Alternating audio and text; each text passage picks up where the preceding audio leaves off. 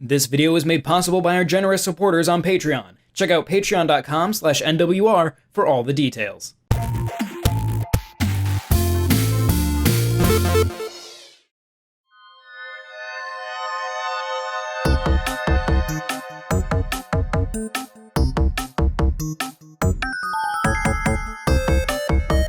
Hello and welcome to episode 144 of the Talk Nintendo podcast.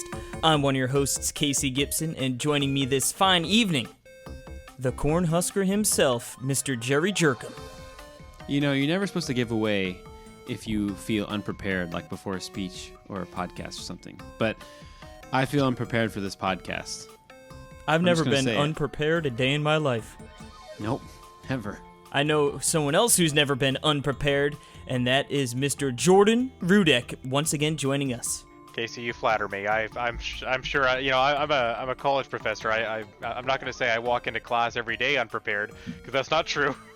But Jordan's like, I'm sure there's been 1 or 2 days where I've been unprepared. As he shuffles through the eShop frantically. That's right. I mean, I'm just as unprepared as. I was going to call you Jerry. You can totally call me Jerry. The best thing about because that's my podcast persona. The best thing about Purdy is you can call him whatever you want. We call my brother Jerry. He's Jared, and I guess Jerry's pretty close. Oh. Jerry and Perry are pretty close too, but I don't know how many J's we're allowed to have on the podcast. So. Oh, we can have Jerry and Perry. See, I'm one of the three. Jerry and Perry show. I'm one of 3 J's in my family, so it's always been, J. Rudek. That could be anybody. That's adorable. There's no way to know.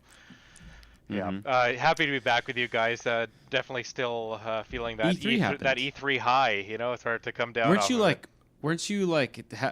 like an E3 illness? I did get sick around the time of E3. Yeah, like that Monday, Tuesday, Wednesday, I was a little bit under the weather for sure. Just too many good announcements got me all wound up, I guess. I don't blame you. Really? Yeah. How many announcements were there? I don't know. Perry, like the Square Enix conference was really good. I mean, a lot of cool stuff there. Oh, that's Nintendo right. was I really forgot good. that you guys are RPG. The RPG 2019, fans the need to year be, of the like, RPG best year man. ever. The next 12 months from now until like next summer. I mean, there's so many like top-notch, at least the games that look like they're going to be top-notch RPGs. So, yeah, totally excited about that. I envision Square like as the Vince McMahon meme, you know what I mean? Where the gif where he's just walking like chest out. Like, yeah. I was thinking of the gif where he's like being shown like progressively better things, and then in the end chair. He falls off the chair. Yes. So that's my favorite. My question to you guys then is what happened at E3 that would be your fall off the chair Vince McMahon moment? Was there anything that happened where you get to like stage 5 and you're just ready to collapse? I don't know. I feel like most of the stuff we already knew. It was just like, wow, everything looked really nice. Yeah, that's the thing. It's like we already knew everything, but there's just so much stuff coming. I mean, the Keanu moment was pretty cool. It was definitely not fall out of my chair good. No. But I was definitely like, that's amazing. You know what I mean? Mm-hmm. I don't know. I'm definitely way higher on Luigi's Mansion 3 after seeing it in action, like unbelievably actually. Like I was, I knew it would be a game I'd end up picking up, but it is now a game I'm actively looking forward to. Yep. I mean, sure. Xander and Neil have been putting up all these Luigi's Mansion videos on YouTube, so I'm pretty sure the whole game is basically on our YouTube channel at this point. Yeah. No, we were embargoed to only we can only use 10 minutes. That's right. You're right. Of the footage we got, but we can use it as much. Yeah. But I mean, everyone's we're been trying to be talking as creative about it in as Slack, possible, right? So it's definitely one of those games. Oh, it that looks I'm getting pumped up amazing. about. It does. Yeah, it looks a lot better than I thought it would be. What they showed after on the Treehouse Live was while we were recording on the podcast. Like I was like, oh my goodness, why are we doing incredible. this dang podcast? We should be watching Luigi. It was this kind of thing. Like it's just this game has all this characterization of Luigi and like that you never see. Like you never see Luigi talking to someone or like having like a bit like there's just not a lot of characterization and like so when I was watching it Oh, it was just like I had to stop myself. I was like, I don't want to see this more because I'm super excited and I don't want to be spoiled. I mean, that's the great thing about Treehouse, the deep dives that they do, right? Like, they really do show you so many things. You're like, oh, it's not spoiler territory, but it is like, oh, I kind of want to discover some of this stuff on my own, right? Mm-hmm. Exactly. I tell you what, though, I love I love that it's in a hotel and you work your way up, and I love that the elevator buttons are taken by the bosses, and that's sort of like the caveat of why you can't just keep going higher, why you're sort of gated into certain areas. I thought that was pretty clever. So simple. One thing that turned me off of the 3DS one, Dark Moon, was the fact that you kept going back to the same environments, and I didn't love that repetition. But it looks like I don't know if that's necessarily going to happen. At least certainly not to the same extent in the third game. But yeah, with this large hotel that you're going floor to floor, you keep going up, and presumably it looks like there's different environments on the floors too. So it looks like you're going to have more variety to it, or a lot of different places to go. So yeah, I'm excited for it. I don't know. I'm still not convinced it's like a day one for me, but it's definitely a lot closer to that than it was before. Yeah, definitely day one for me. I'm telling you, we might not have gotten a date, but it's still coming out in October, and there's no way. It's coming out. I'm doubling down. But I don't know about October. I think it might slip to December now, right? God, September. I hope not. There's no way September. No, we have Link, and we have Link's Awakening in September. There's not that many games coming out in September. What are you talking about? That's right. Yeah, we're not going to be busy at all. I mean, Contra's coming out in September, so clear your calendars. Well, just clear to be your honest, calendars. I mean, I could totally see. I mean, now that I don't think it's going to happen, but remember, like, Link Between Worlds and 3D World came out the same day, so I could totally see them being the same day. But I'm not. I don't think that's going to happen, but it could happen. Like. Yeah, I guess a little different because different consoles, right? Different consoles. Like, I know probably a majority of the people who had a Wii U had a 3DS also, but... No, because I'm even like... And then like Mario Party... Mario Party for the 3DS came out on the same day also as those ones. Anyway, I just remember... Yeah. It's just like a lot of times... I mean, I remember like when Tamagotchi Live... Or Tamagotchi Live? Tamagotchi Live, yeah. Yes, and then like the Ever Oasis and like Hey Pikmin, like all on the same day, So weird, when they do that. Anyway. All right, enough of this jibber jabber. It is time to get into some predictions results. The results are in. We're going to go through our predictions and we're going to tally up the points and we're going to see who gets the dub and which are the two big, we have some fat, smelly losers. Jimmys. Yeah, potato. These punishments are Jimmys, brutal, from what I remember. Yeah, they're going to be good. Now let's start here with our closest to the date, Luigi's Mansion. The only points that will be scored. Nintendo was like, well, screw you guys and your 1 point. Nobody gets a point. Yep. Because it's just a blanket. I mean, we could argue that Casey and Perry have 2019 dates. Well, okay, hold on. Jordan... It said it was 2019, right? Mm-hmm. Now, you two also said closest to the pin. And because I put January specifically, that December closest to the pin could very well be me. That is true. That is true. Point. I think October has a shot. You're right. I don't know. It's. Nope, that's Jordan. I think you're right on that. That's good enough logic for me. So Luigi's Mansion. So no one. You're out of here. I'll pretend I haven't been working on that logic for like 2 weeks, right? Erase it. Yeah, he's been like, I need to find a way. How do I spin so they this don't in my get favor? any points? No, because that makes sense. You know what I mean? Like so. Oh no, it's right. It's not like we weren't guessing the year or anything. It was like which one's the closest, and since we can't, if you would have said like January or if you would have said March, Yeah, because then we could have deducted. No chance. Yeah. So yes, you get technicality. On all fronts for both sides. I guess we cancel each other's out. We keep them in the race. Yep. All right. So now we move on to Link's Awakening. Yep. And you know who got that point. So when is that? When is the actual release? September 20th, 2019. All right. So Casey's just over a month away from that. And I honestly, Casey, when you said August, I was incredulous. I couldn't believe it was coming that soon, and a month off. You were really close there, so I'm thrilled we're getting it so early. I thought this was going to be closer to winter time, but I can't wait for this one. It should have been August, but I'll take my point happily. because I don't think I have many more coming my way. But we move into Animal Crossing territory, and Perry decided to one-up me here. He almost nailed the date. Yeah, so close. Now, the date it's March 20th, right? March 20th, 2020? Yeah, that's right. And I guessed March 13th. Yep, so Jimmy gets the point. That's pretty good. You. That's pretty good. I thought that was pretty good. I thought since, for sure, they're not showing it, that they're... Yeah. Wait, no, they announced that after, right? No, we knew that. They announced it in the direct. No. He means that they wouldn't be showing. They wouldn't show it. No, that was before we did this. They just said they weren't. It wasn't going to be a demo. Like you wouldn't be able to go and play it. That's what we knew. Right. That's what I mean. Yeah. Exactly. And they knew that. Okay. I was thinking if they weren't going to do that, then I'm sure it was off. So anyway. All right. All right. Now, so I got a point. Casey has a point. Yep. It is 1-1-0. Now we move into our bronze predictions, and I figure we'll just go each we'll go over my bronze, then sure. So I said themes to the Switch and Super Mario Maker, that Mario 2 theme would be revealed.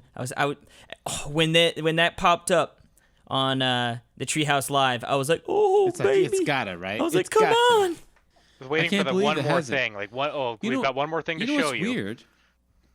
Yeah, I guess it's not. I guess they're gonna probably save that for DLC or something. That, or it could just be a good old fashioned surprise. Maybe. You know what I mean? Maybe it's just something you unlock by beating the story mode or something to that extent. You know? I think Neil has the game right now, doesn't he? I don't know. I think he does. Yeah, but he hasn't told us anything. So anyway, that's a big fat 0 for me. Big fat 0. So moving on to Jordan. Jordan's, yes. So this is interesting. I was close on one. Didn't get the date or the exact character right. I said the newest Smash character will be shadow dropped the same day as the Direct. That didn't happen. We did see a Dragon Quest character. I thought it'd be Erdrick. That's right. But it turns out they're just calling him the hero, and it seems to be like multiple the villager. Yeah, right. And multiple heroes from different games, and the blank, which is cool. Right? Yeah, I like that character. Yeah. Point. Cool. No point there for me though. Close, but no cigar. I would have probably given it to you if it was shadow drop that same day. Yep. It'd be up for debate. Yeah, because I think I wonder if one of those characters that you can play as would be named Erdrick, and then we could have a chat about that. But you were too specific, my friend. Too specific. Oh, I know. Especially on the old bronze. You gotta go for it, right? Yep. It's the glory of getting it right, Barry? You nail it, and you were ambitious, and you get it. That's so much fun. My second prediction was Super Nintendo games coming to Nintendo Switch Online starting in July. We did not get an announcement about that, and I don't think that's going. It doesn't look like that's going to happen either. Maybe Stranger Things, but it might happen, but they didn't announce it. Maybe in 2 years. That's right. That's the thing. And July 2020. The thing with E3 predictions. Yeah. Because we've done E3 predictions, but maybe they are actually happening. But the thing is they just weren't announced then, and they're announced in October, And it's so it's one of those things where we'll retroactively punish each other. It's kind of like the thing where it's like when we've done year predictions. What are we going to predict is going to happen this year? And it doesn't happen that year, but it happens the next year, It's the funny thing about Nintendo is they've always kept their cards really close to the vest, right? So it's not like they don't have things to say. They have things they could tell you, but they don't like to spoil all of their secrets all at once, right? So E3 is always pretty reserved from them. We got the Breath of the Wild 2 teaser at the end of the Direct, and that was huge. People were losing their minds, John has that really cool video up on the site on YouTube as well. But yeah, I know 0 for 2 for me in the bronze category. He's still not on the board. No. But now, my bronze category, I think, could be 2 for 2. Uh-oh. Well, I don't know about because all I said there'd be nothing new from Retro besides Metroid Prime 4. And I also said there's a Mario sports title. Yep. And they did the Mario and Sonic at the Olympics, and there is nothing new from Retro. Well, obviously there was nothing new from Retro, right? Nothing new from Retro, yeah. So that's a point. point. See anything from them? Yeah, point for sure. sure. Did you guys see the news today? Oh, that they're looking for a lead director or something? Yeah, an art director. Yeah. They're looking for an art director. yes. Oh, so you're saying we'll be playing it in December, Perry? Is that right? Oh boy. Nope. No, probably not. Maybe December. Not. Seriously, I bet December 2024. I bet. I don't think that long. 2023. Okay, 23. They're just 23. taking the Final Fantasy VII remake route. Uh-huh. They want to get those expectations low so that they can really blow off the doors at E3 in a couple years. I'm going to say Mario sports title. I'm saying no point for that. Mario at the Olympic Games. Mario and Sonic at the Olympic Games. I think we were, if you think about the spirit of the question, like, or the prediction, like, I mean, we were giving you coverage of like Mario baseball, Mario golf, Mario soccer, Mario football, something like that. Even I don't know. Mario Even and Mario Sonic Hoops. at the Olympics. I don't know if anyone considers Mario and Sonic at the Olympics, that series, as a Mario sports title. I don't The think fact I don't that know if people put it in Sonic that category. is in the title really Yeah. works You know what, against you. guys? You know what, guys? I'm agreeing with you. I'm But I glad. was gonna see if you guys would give me the point anyway. It's close, Barry. It's close, but I think it's close, but I think it would be a technicality, and I don't want a technicality point. I mean, you know what I mean? it would like be a stretch. it'd be an asterisk for sure. Yeah, an asterisk. Yeah, I don't want one of those points. You'd go in the record books by Barry Bonds, you know. Yep. Yeah, exactly. All right, so Perry gets a point though. So Perry's got 2. I've got 1. Jordan's still riding that goose egg. Still donuts over here. Yeah. So Oh, we're gonna move on to the silver. Now these are worth 2 points each. I've got Octopath Traveler sequel, which Square pretty much released every other game in their catalog. Ever. Yeah, but no sequel to Octopath, and Shin Megami Tensei 5, not shown at all. I can't believe we didn't Crazy. see that. That's a big shock for me. Like, considering how long ago it was revealed, still Maybe not they're see waiting for like anything. the Tokyo Game Show or something. I don't know. Crazy. Maybe, right? yeah. I know that's yeah. It would probably make more exactly. sense there, but god dang You're it, right. Atlas. It's just not. I don't think that's up to the right. I don't think the Shin Megami, like obviously Persona is, but like I don't think that's up to the E3 crowd really. Like that. like I that- mean, that. Persona probably definitely has more wide appeal, but there is definitely a very big old Shin Megami Yeah. Tensei fan base. But yeah, it would probably show better in like in front of a Japanese, primarily I mean, Japanese there's- audience. There's so many SMT games. Like, think about all the SMT games that came out in the 3DS. Like, there's clearly a fan base for these games, right? And outside of Japan as well, because they basically all got localized. So, yeah, I get it. Yeah, maybe more Japan-focused reveal or arena for something like this to be shown, but. I did think we'd get something, maybe even not even at the direct, but just a trailer during E3 week. They could have done something like that, but no, nothing. Even like on the splash screen, like Yeah. Give us something, dang it. Yeah, but nope, goose egg for me. Now, what do you got over there, Jordan? So my first one, which had lost at the 11th hour, there will be no tease or mention of the next 3D Zelda or cannot 3D believe Mario that. titles during E3. I can't believe we let that go as a silver. Yeah, I seriously can't believe. I we was let that seriously go as just a thinking, I was silver. like, man, we really let him. Well, we're it trying to cost let him me, sneak it cost into me, W. gentlemen, for if I put this in my bronze and maybe put something else in my silver, I might have been okay. Oh, but yeah, man. at the very Yeah, end we of were the feeling direct, they got friendly. the teaser. Yeah. We were on the Well, E3 yeah. high. We were letting anything slide by. It didn't Yeah, we cost were. you anything, so no points Yeah, for me there. Nintendo had our back. Yeah, no Anuma doubt. was like, "Don't worry, boys, I got this." How much? Yeah. How much did you guys slip Doug Bowser before the show? Like, cool hundo. Hey, by the way, I really don't want to play through the Zelda 2. Can you mention the next Zelda? That's what I said to him. He's like, "How Yeah, about that's right. Breath of the Wild 2?" They saw our punishments and were like, we can't let this guy win. The next one for me is The Witcher 3 Complete Edition will be available this holiday on Switch. Good we gravy. know, yeah, I mean, I think this is probably the only thing I got right out of all my predictions. The Witcher 3 Complete, we know it's going to be the Complete Edition with all the DLC. We do know that. It's now, if you guys want to talk about holiday, I'm fine with that. We can look at the dates that have been given. I know it's just 2019, but I think it's also put in... Is it 2019? Yeah, it's in Nintendo's infographics. I'm trying to think if it's either Q3 or Q4 2019. But they've got, those pictures where they show like all the titles that are coming out for the rest of the year.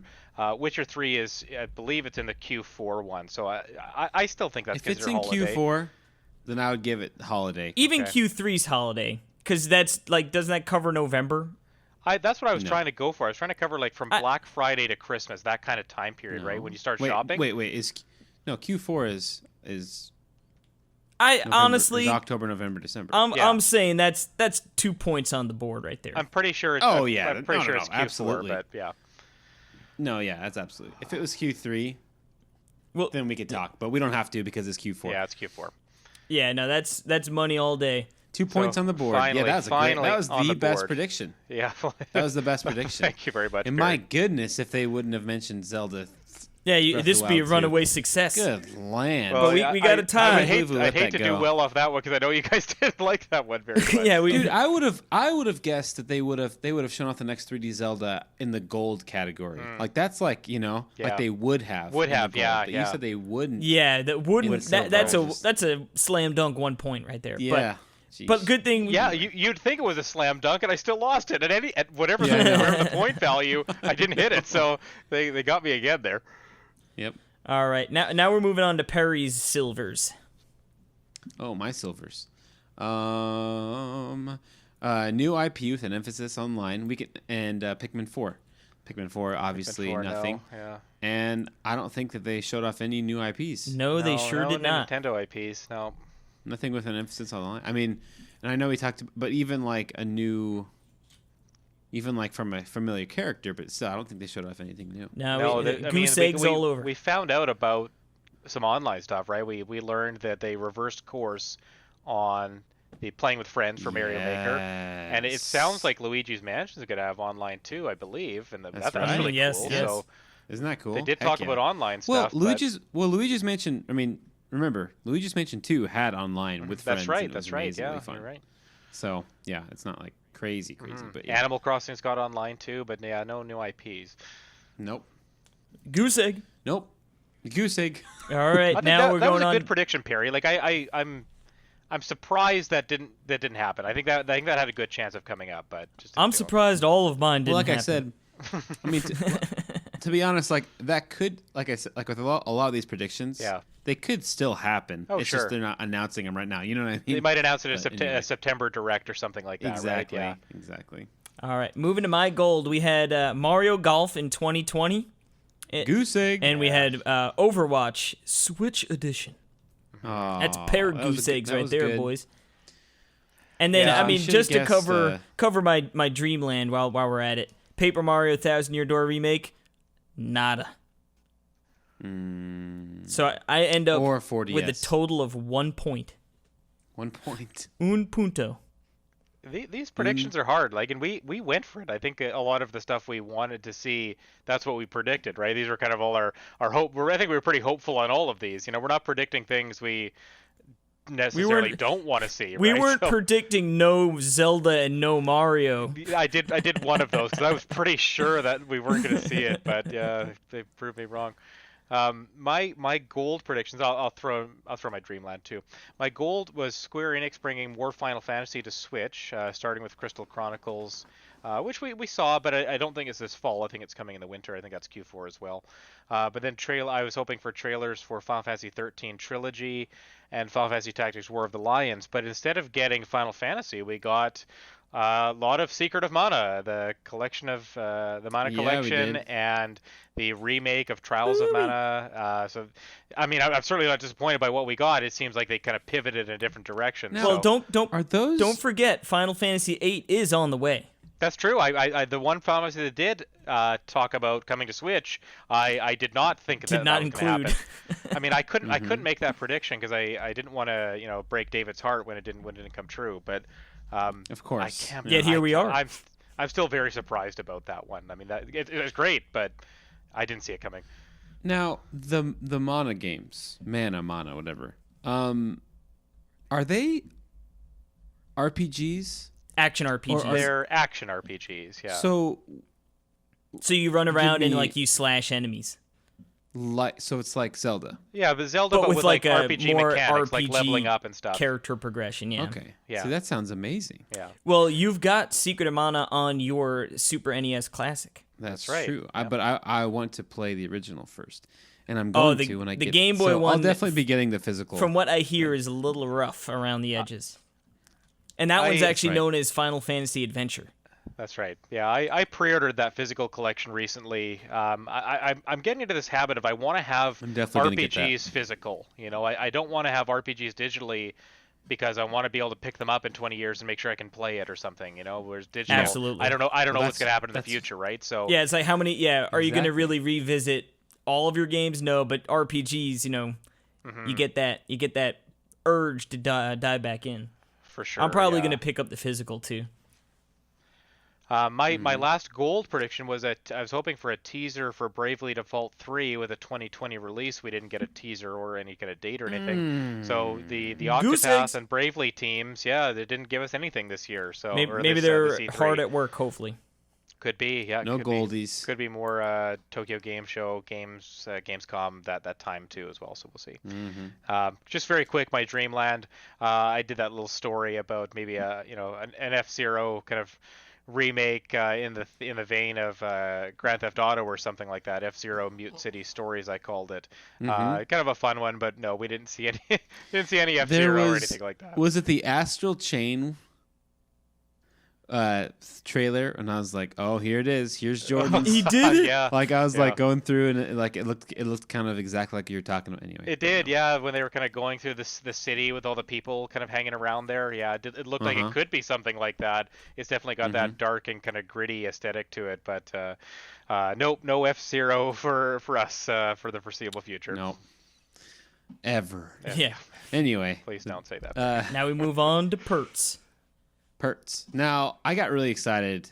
I mean, I didn't get really excited because You whatever. got hopeful. The night that I did get hopeful because the night. Okay, so I'll tell you Twas my the eve of E3. New Mario Kart or a Smash Kart, whatever. Yep. And Splatoon 3. Yeah, it was the eve before E3, and all through the house.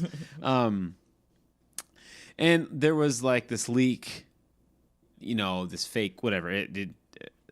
This thing going around of this person, and apparently Nintendo had even contacted them to cease and desist I and saw stuff. this. And Yeah, so, I saw that on and Twitter. like whatever, blah blah blah. But they had predicted that someone's coming to Brawlhalla. I can't remember which ones it was now. It was some animated or some IP. Now I can't remember. Was anyway, it Shovel Knight? No, it think was Shovel some Knight like might already be cartoon. there. It was a cartoon IP. Oh, okay.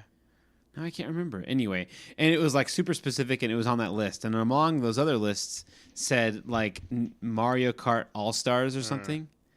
And then it so I saw that and I was like, man, that's exactly what I was talking about. And I was like, that'd be crazy. And I was like, everything. I like thought about what I said, and I'm like, you know what? What I said actually makes sense. I was like, the thing that I predicted might actually come true because what I said made sense. Like with like the no DLC and like the, like all that kind of So stuff. you're saying my fake leak panned out, huh? All to I ruffle your suppose. jimmies. You're such a pervert.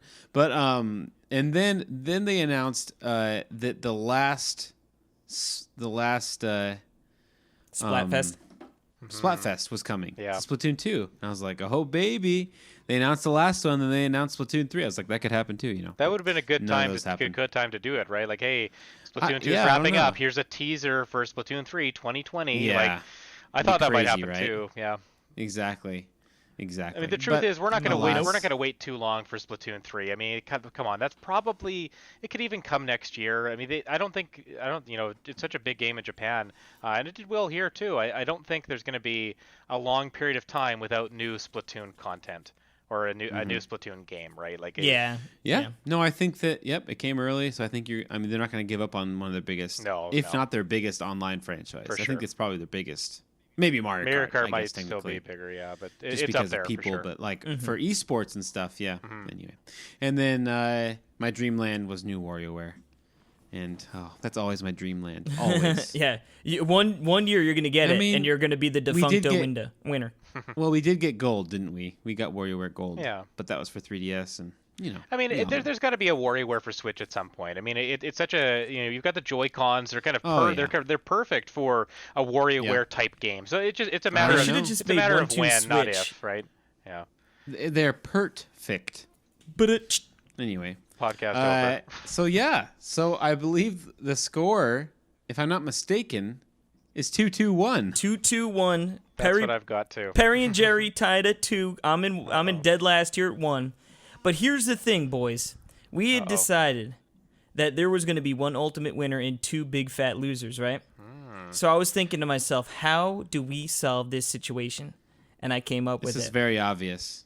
Oh, of course you came up with it. Mystery reversery time, baby.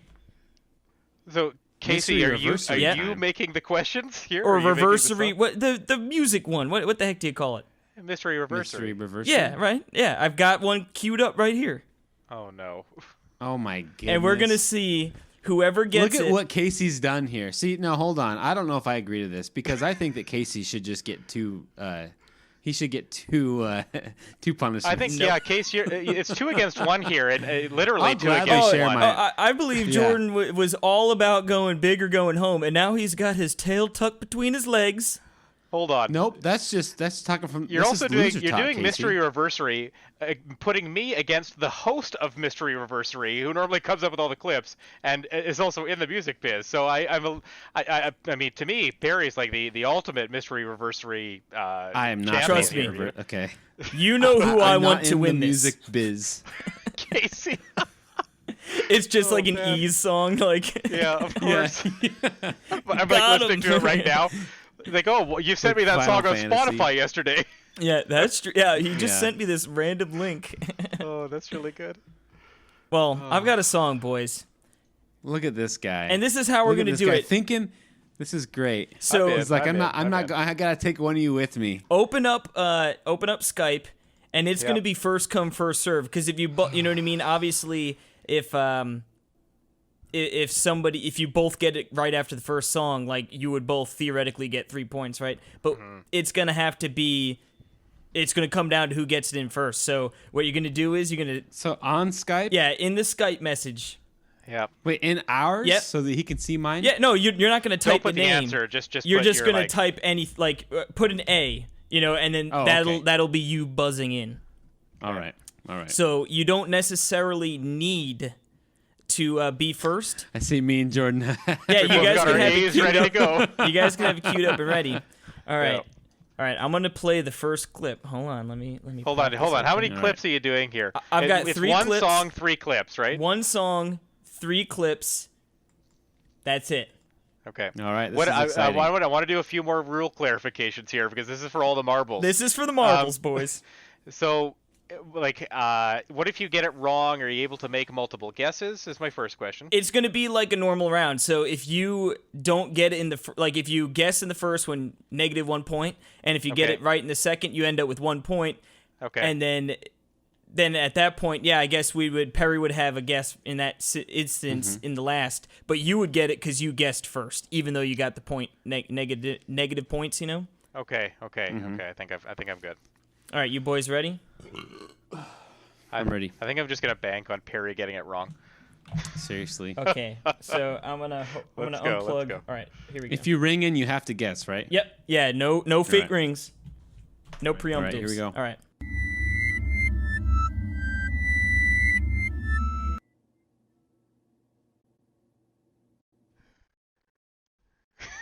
That was so short. Yeah, we're starting hard here. This is for the marbles, Oh, boys. I'm not gonna man. give you a T-ball. That's tough. All right, you ready for the second clip? I can barely hear. I mean, I don't know. Can you hear it pretty good? Could you hear I- that? I mean, It was like 2 seconds that- long, all right. but I heard it. is that how it sounds when I do it? I'm trying. Sometimes it does. Sometimes. Here, hold Okay. on. Can you Yeah, guys can you hear you're like talking? Yeah, it's good. It's good. Okay, ready?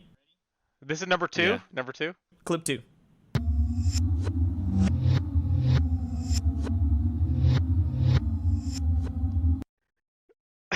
Is this some sort of cruel joke? It sounds like someone's blowing air on the microphone. What is happening Maybe that here? is a song, but oh man, I have no idea. All right. It's Casey. It sounded like this. Yeah. Like I thought it was just you blowing on the microphone, Casey. That's my guess right now. Oh, there's a -1 for Jordan. Perks in the Oh. lead. Hold on, I didn't properly buzz in. All right. Maybe I made these first ones a little hard. This one should, I think, hopefully do the trick. All right, ready? Okay, so does this mean this is for 1 point? Is that what we're saying? Clip. This is it, Perry. This is it. Okay. If that last was a clip, my goodness. Okay, whatever. Here we go.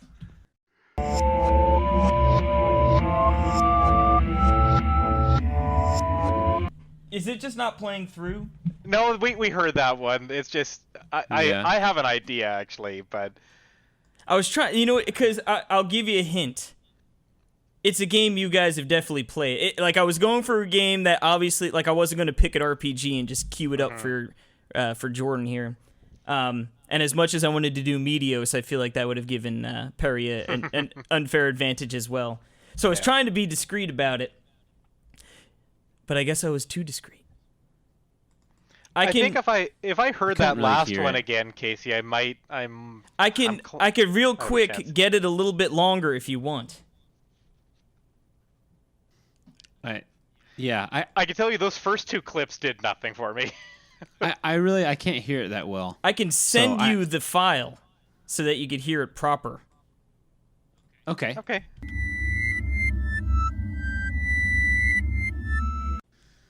Okay, I stopped. Yeah, I stopped as well. I heard the first one again. Okay, so you want to go with the second one? Yeah, there's a few seconds in between each one. Okay, second one now. Okay.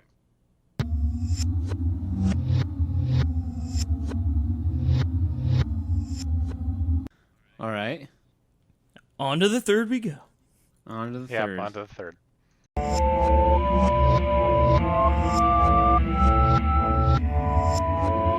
It's sort of a repetitive-ish song, so I was trying not to...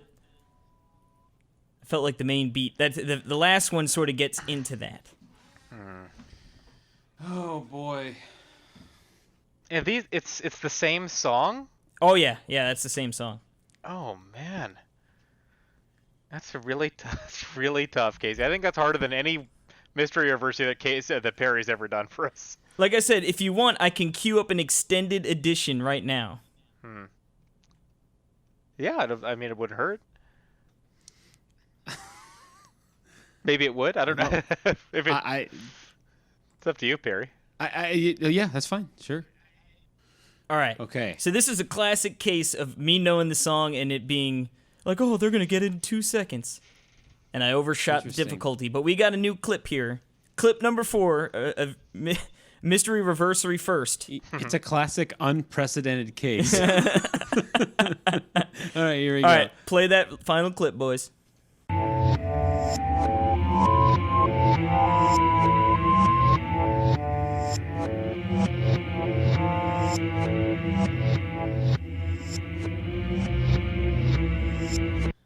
I'm 50% sure of this. Well, guess it. Well, chime in, then guess it. I don't want to guess it, though, unless... This is tough. It's really tough. I'll only guess if Jordan guesses, really. There's no way for this to end in a tie, guys. I think there's already a way. It already happened. Yeah, but that's what I'm saying. We're doing the tiebreaker. You're punishing someone for winning. Well, no, neither of you won. We both won. No. There was one winner. This is a tie situation. I think the situation we were thinking of when we made the predictions of the points and everything was that if it finished like 3-2-1, then the 3 would win and the 2 and the 1 would both be losers. Mm-hmm. But in this case, we both have 2 players with the highest score. Yep. Which is a tie. So there is no highest score. There's a tie. Casey, there is a high score, and it's me. You guys are Jimmy's. I mean, if you both want to baby out, I'll take the punishment. I already have it coming. But punishments. Well, I wouldn't. Yeah, it wouldn't double up. Yeah, right. Well, Jordan, you said you thought you might have this song. I just gave you a big meaty clip. I think the meaty clip made it worse, actually. Oh God. I thought I was okay. So I'll tell you what.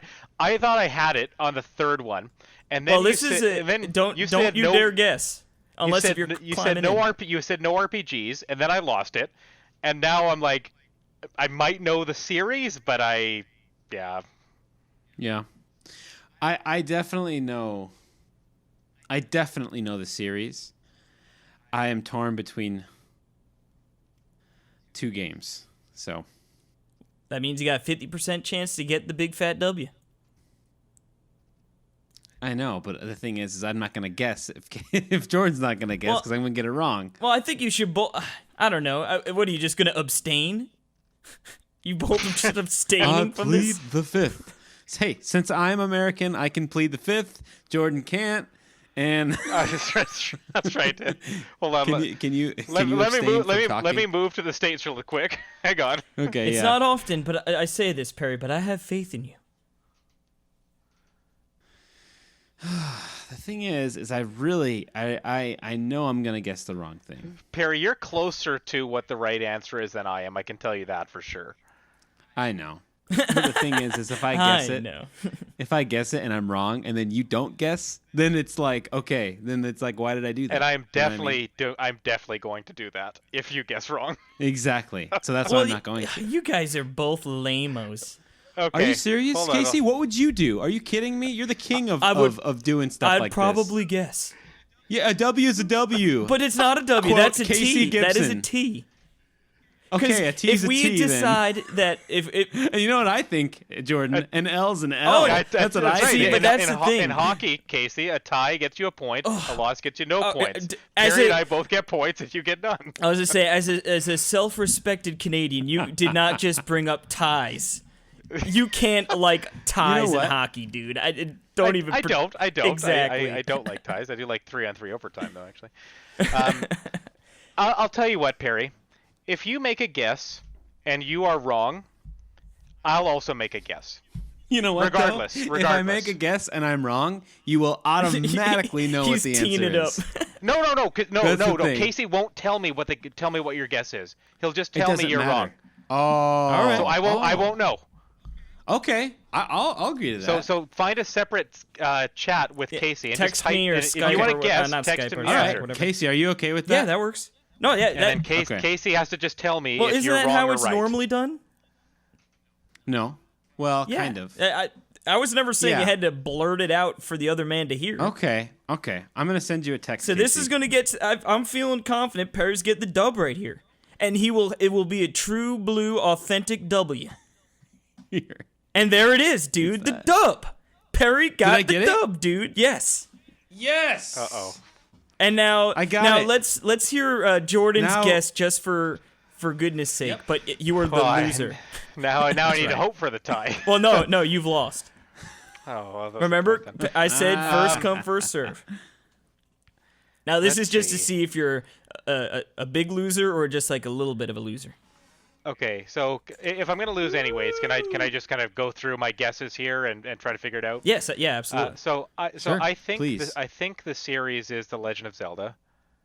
Is that wrong? That is correct. Okay. That's correct. My guess is you are sure we've all played it. Well, I'd imagine. Yeah. It's a mainline Zelda we're game. staffers on Nintendo. I figured it's a mainline game. Link's Crossbow Training. Yep, we've all played it. Yep, mainline Zelda. I have played it before. My guess would be I'm gonna listen one second quickly here.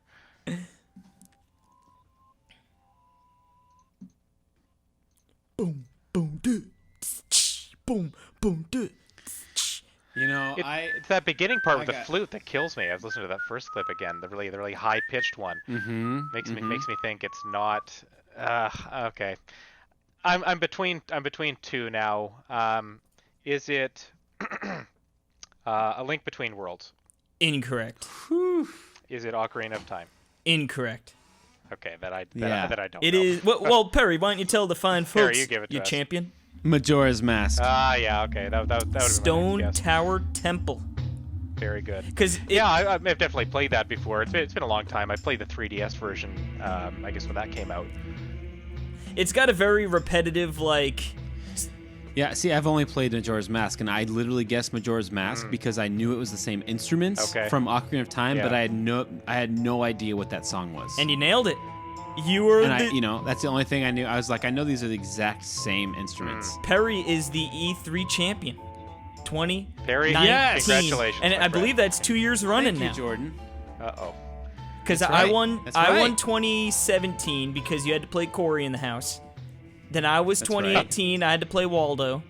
And now you get And to review decide the punishments. Now here it is. You can use your punishments, right? You had those, or you can use any of the other ones. Like if you wanted to give Jordan my punishment instead of yours, or vice versa if you want to give me Jordan's. Should we list out the punishments here to remind people, or Yep. So Let's do it. just so we know what you're choosing from? Yeah, so we won't even say what Perry's punishment is.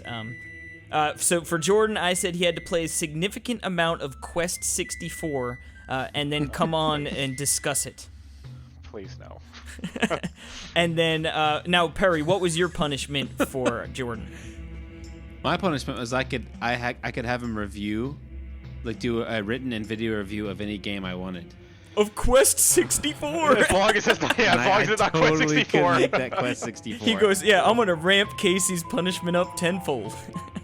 Like, why are all the Jordan punishments Quest 64 related? I know. All right, and then Because Jordan, what did you have for me? Put together a 20-minute video compiling snippets of my past review videos and add voiceover praising the winner's video gaming ability. So I guess you do the same thing with Perry. So take Perry's past review videos and do a 20-minute video where you voice over top talking about how good a game player he is. Cue the Hello Neighbor footage. That's right. There you go. And then Perry, what was your punishment for me?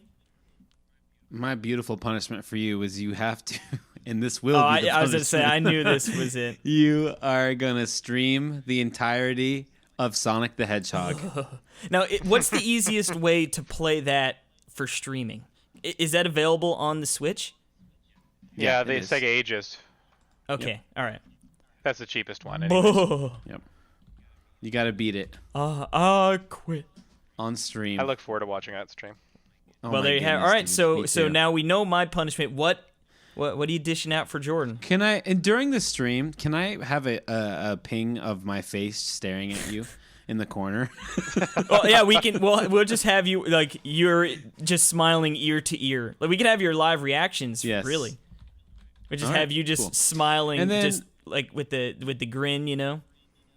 Uh-huh. Oh, it's on sale. I like it. $3.99. I'll buy it right now. Perfect. There you go. Isn't that funny? All right, so Jordan, I get to pick any game for you, Oh boy. you know? And right now you're thinking Be gentle. Oh, be man. gentle, Perry, please. I'm going to be gentle. Oh, you're a good man. I'm going to be You're a gentle good man. because we tied. Quest. I'm going to be gentle. And I'm going to say that you... Now, here's the thing. With video reviews, we're kind of... Are there any systems you're not able to... So, okay, so Well, real quick, a sidebar in that. You could use World of Long Plays. They let you pretty much use footage as long as you like cite them and stuff. okay. So Oh, there you I go. feel like Yeah. that opens up the door quite a bit. Okay. That sounds good to All me. Casey, you'll have to tell me more about that. I think I've heard of them, but I'm not familiar with using it. But we can chat about that later. Yeah. So Perry, don't worry about that then. It sounds like Quest everything's on the table. 64. That's right. For some reason, well, they don't since- have that on the website. Wonder why. Yeah. Man, I didn't think I was gonna win, and I should have thought about what game I would have picked for you. Oh baby, long play of Quest but- 64. I see it. Anything but that. See, what part of me wants you Look, it's only 6 hours long. It looks like. part of me wants you to review Sonic the Hedgehog, the Sega Ages. Can I 'cause I think review that'd be Casey's hilarious. stream? Yeah. Yeah, seriously. Yeah, that would be hilarious. But I think just because I think this would be fun to watch, I want you to review Luigi's Mansion on the GameCube. Okay. What is this do bull that. honky? I can do that. What? And I gotta play Sega Sonic. You're the true loser, buddy. This is gonna set me up for Luigi's Mansion 3, so I got no problem with that. Wait, There you go. which Luigi? The original or the original? Right, is what you Original, yeah. Yeah. said. All right. Yep. All right. The GameCube one, yeah. I mean, obviously, there's not really any difference. I think that'll be more interesting as a historical perspective than like the brand new one, just because it'd be cool to see all the old graphics and stuff. And I don't think it's I might have that too. all I might that have long of a kicking game around either. somewhere, So, no. Exactly. Okay. And it's a good let's do game. it. So And I think it'll be a fun refresher for everyone to hear your thoughts and feelings of it. And review it as I think it'd be cool to review it from the point right now. Like literally, Okay. you know, even from a post Luigi's Mansion 2 world. I think it'd be kind of cool. Anyway. Not reviewing it like kind of as if we were back when it first came out, but reviewing it knowing all that we know. 2019 review. edition. Gotcha. Yeah. Okay. Yeah. Let's do it. Boom. Yep. They're locked in. Wow. I can't believe I'm the champion 2018-2019. 2 times back to back. You know what? I scored both of my points. Now, let this be a lesson to everyone out there doing predictions. I scored both of my predictions by being pessimistic. I said that Animal Crossing was going to be late and like delayed, and I said that Retro didn't have anything. And they weren't going to show anything. And you were so pessimistic on your game-winning guess. Yeah, exactly. I know. But hold on. Hold the phone. Uh-oh. If I would have said, because I was like in between Ocarina of Time and Majora's Mask. If I would have said Ocarina of Time. Oh, well, out loud, he would have totally have been like, especially since you were like, well, I know it's between one of these 2 games. Yeah. Well, yeah. Exactly. Well, yeah, no. So that's why I didn't realize that he wouldn't hear. Yeah, my well, guess. I mean, Otherwise, that's sort of how we always play it, right? I mean, so. The reason, the other reason thing I is- guessed Link Between Worlds is because of Casey's cutesy-wootsy comments earlier. So that's what sunk me. Was Casey saying cutesy-wootsy before. The thing is, though, is we changed the rules too, Casey, because Jordan said he wouldn't guess unless I guessed, you know, if I got it wrong. Well, And if I would have got it wrong, he would have not had to guess, and he would. well, yeah, so, I wouldn't have. you know what I mean? I would have been like, "Come on, guess it up, boys." Then it could have just been like a guest fest. Yeah, I wanted us to guess it out at the end there. So if Perry was willing to go through with it, then I would be happy to follow up. What Jordan doesn't know is that I PayPal'd Casey $20 just then, so that he'd tell me that I got it Yeah, right. right. Then why the heck did you pick Sonic for me? Yeah. I want my money back, dang it. And I want a picture of that text message between you guys, as long as everything else is PG. All honky dory. Yeah. Yeah. I'll do it. Well, I will. Congratulations, Perry. You earned it, and I look forward to hopefully doing some more predictions with you guys in the near future. Thank you. Yes. Predictions absolutely. are always fun, like regardless. And I of think how I it gave goes. you a good punishment. Yes. Yeah, yes, right. Yeah, I'm And I think I happy gave with that. I think You I gave gave Casey a you great gave him a punishment. piece of pie, a delicious piece of and pie. I gave you a piece of yeah, poop you pie. gave me No. a turd burger. But nonetheless, it'll be fun. Oh yeah, no. The Sonic only will be bad thing fun. is it's like a 5-hour game, For so us I might to have to watch. break it into 2 streams. God help me. Casey, have Oh you my not played goodness. Sonic before? I mean, I've played probably over the years. Well, everyone's at played some point. Green Hill Zone. Okay. But yeah, okay. no, I've never beaten it. I tried playing Sonic Mania, and I was like, wow, this game's beautiful and it sounds great, but boy, does it suck. Oh, it's so pretty. Well, if you didn't and like so Sonic beautiful. Mania, So- you're not gonna like Sonic 1 very Yeah, much. Oh, maybe that'll man. be a Friday night, and I'll just get a 12-pack of beers, and I'll say, I'll just try and forget this ever happened. But don't you? I think part of your punishment is that you have to finish it. I know, yeah. So that's true. not gonna help you Oh, finish yeah. it. I'll wake up like my face in my keyboard, like, oh no, I'm only on World 2. That's right. Oh man. Well, Very good, very good. another E3 in the books, boys. It was good fun. Always Well played, gentlemen. Always fun to do these mean punishments, but that is not the end of the show. We are going to take a little break. Perry, you sticking around? You hitting the old Dusty? Well, let's come back with the eShop roundup. All right, and then I he can hit Sounds his good. victory lap. All right, yeah. Let's take a quick little breather. We'll be right back with that good.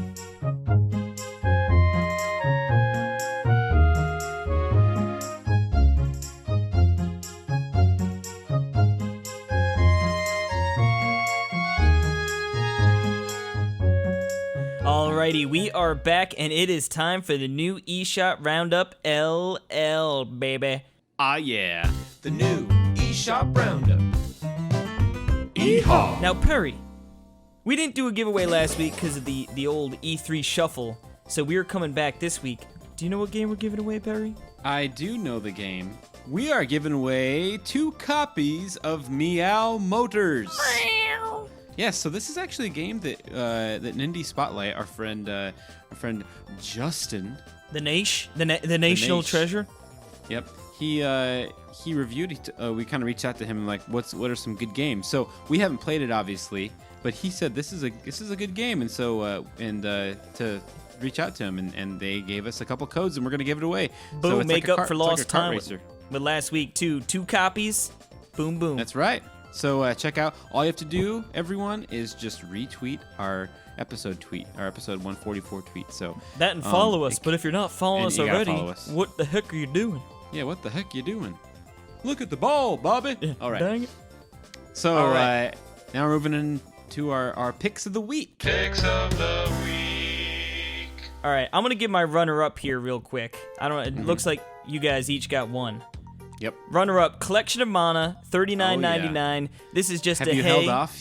I've held off so far because Oh. I got some Are you other gonna games. go physical with us, Casey? You gonna go physical here too? That's what I'm thinking. Because at this point, Is it they're- coming out in Best Buy, dude? We can get the 20% off. Ooh, baby. Yeah, because right now there are a bunch of games I'm playing, I'm working through. So it's like it's not burning a hole in my pocket to pick it up right now. And then I feel like at this point, even though it's been literally a week and we're going to have to wait like 2 more months, I feel like at this point I've waited long enough. I'm just going to get that physical copy. Yeah, dude, you got it, right? But You yeah, got it. I mean, But I know it was pretty hard for you when it came out, though. Yeah, I was tempted. I was that E3 hype. I was But just you know like, what? $40 though. You know, it's a lot. yeah. But you And know it's what? Like if you're gonna, yeah. It's so amazing. They're bringing over Trials of Mana, which it's never been localized for the Western audience. So this is I'm definitely going to be picking it up, sort of support with your dollars kind of thing. But I am excited to play through it, especially since I'm super excited for the remake, which will be coming out early next year. But It's so cool. But yeah, moving away from my, sort of like a hey guys, Demolition Crew for the Jimmy price of $2.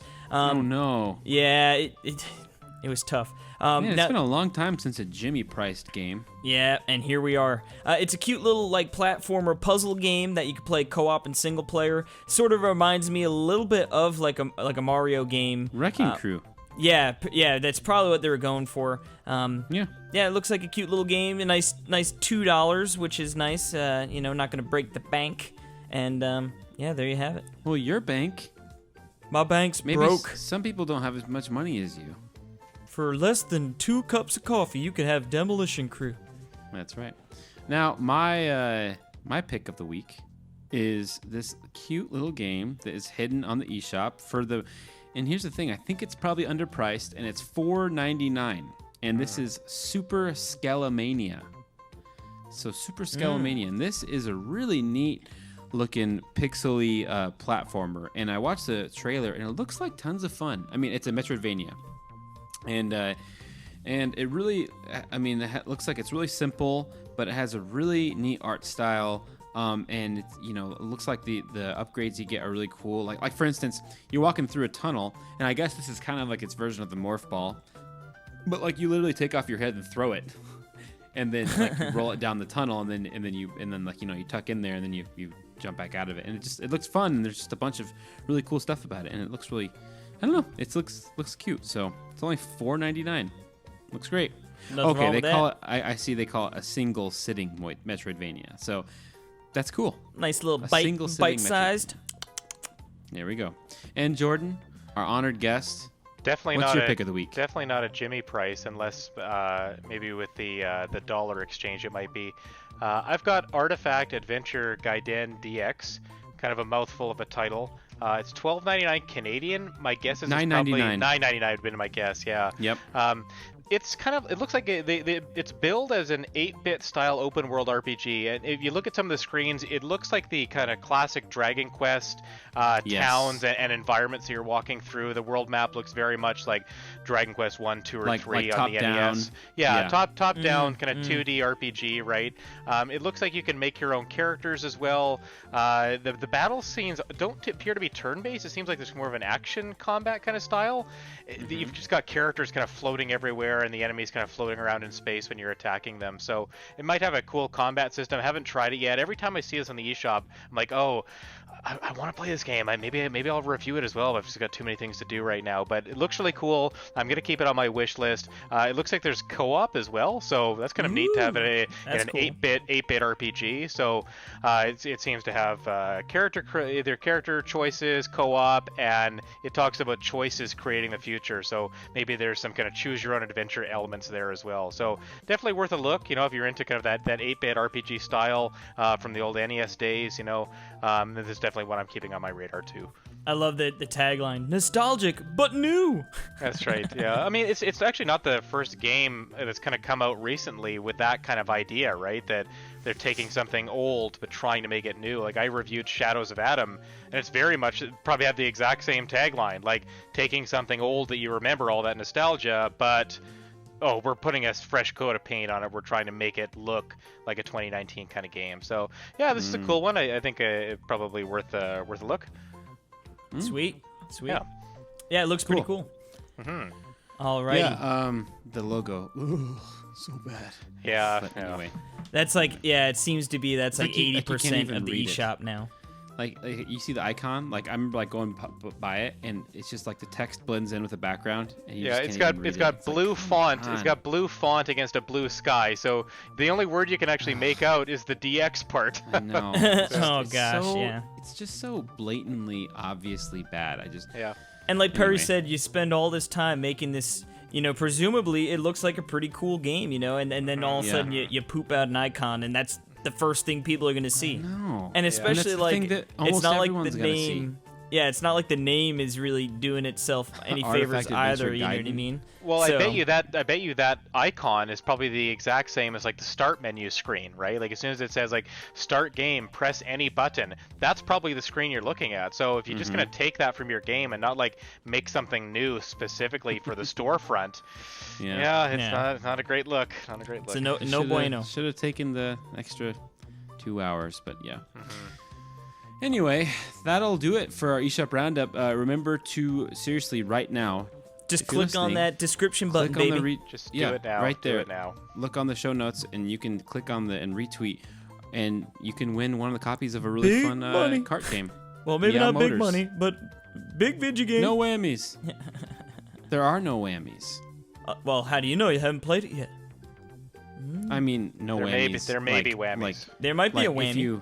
if you can't retweet the tweet and get a whammy. It's just Well, now I feel like I should just pick a random person, just be like whammy. Just You gotta reply play that whammy. music Please though. do You gotta that. play like the Yeah. and then Yeah. hit the button. Did you guys ever see that thing of that guy that like totally cheesed the One of the old games. Yeah, that was great. What's that game called? Why can't I think of it? Press your luck.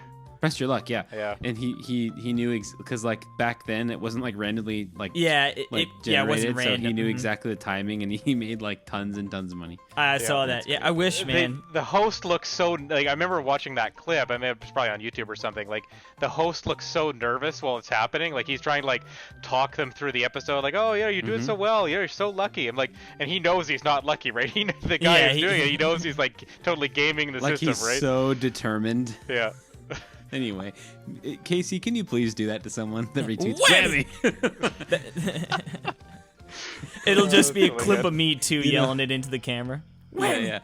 Well, we should do that to the winners. Yeah. 2 winners. Whammy, so that way whammy. they do get whammy, but they got the game. So, Boom. all right. All right, Perry, you Well- got time for news? You hitting the dusty?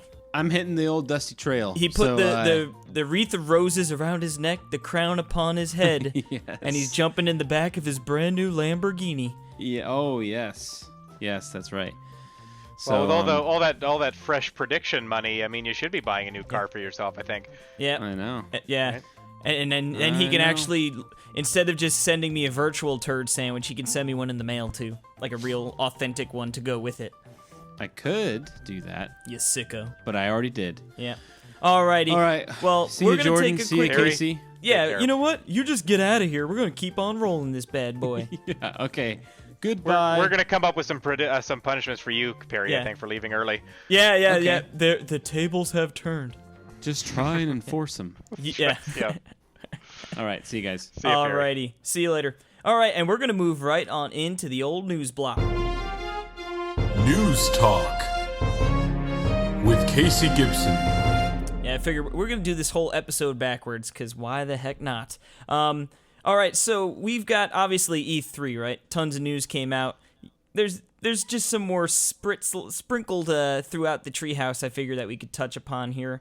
For sure. For Animal Crossing New Horizons, obviously it was delayed, right? Initially 2019. Now we know March 20th, 2020. They came out and said that it was delayed in reason so that the employees wouldn't need to do excessive crunch to hit that 2019 date.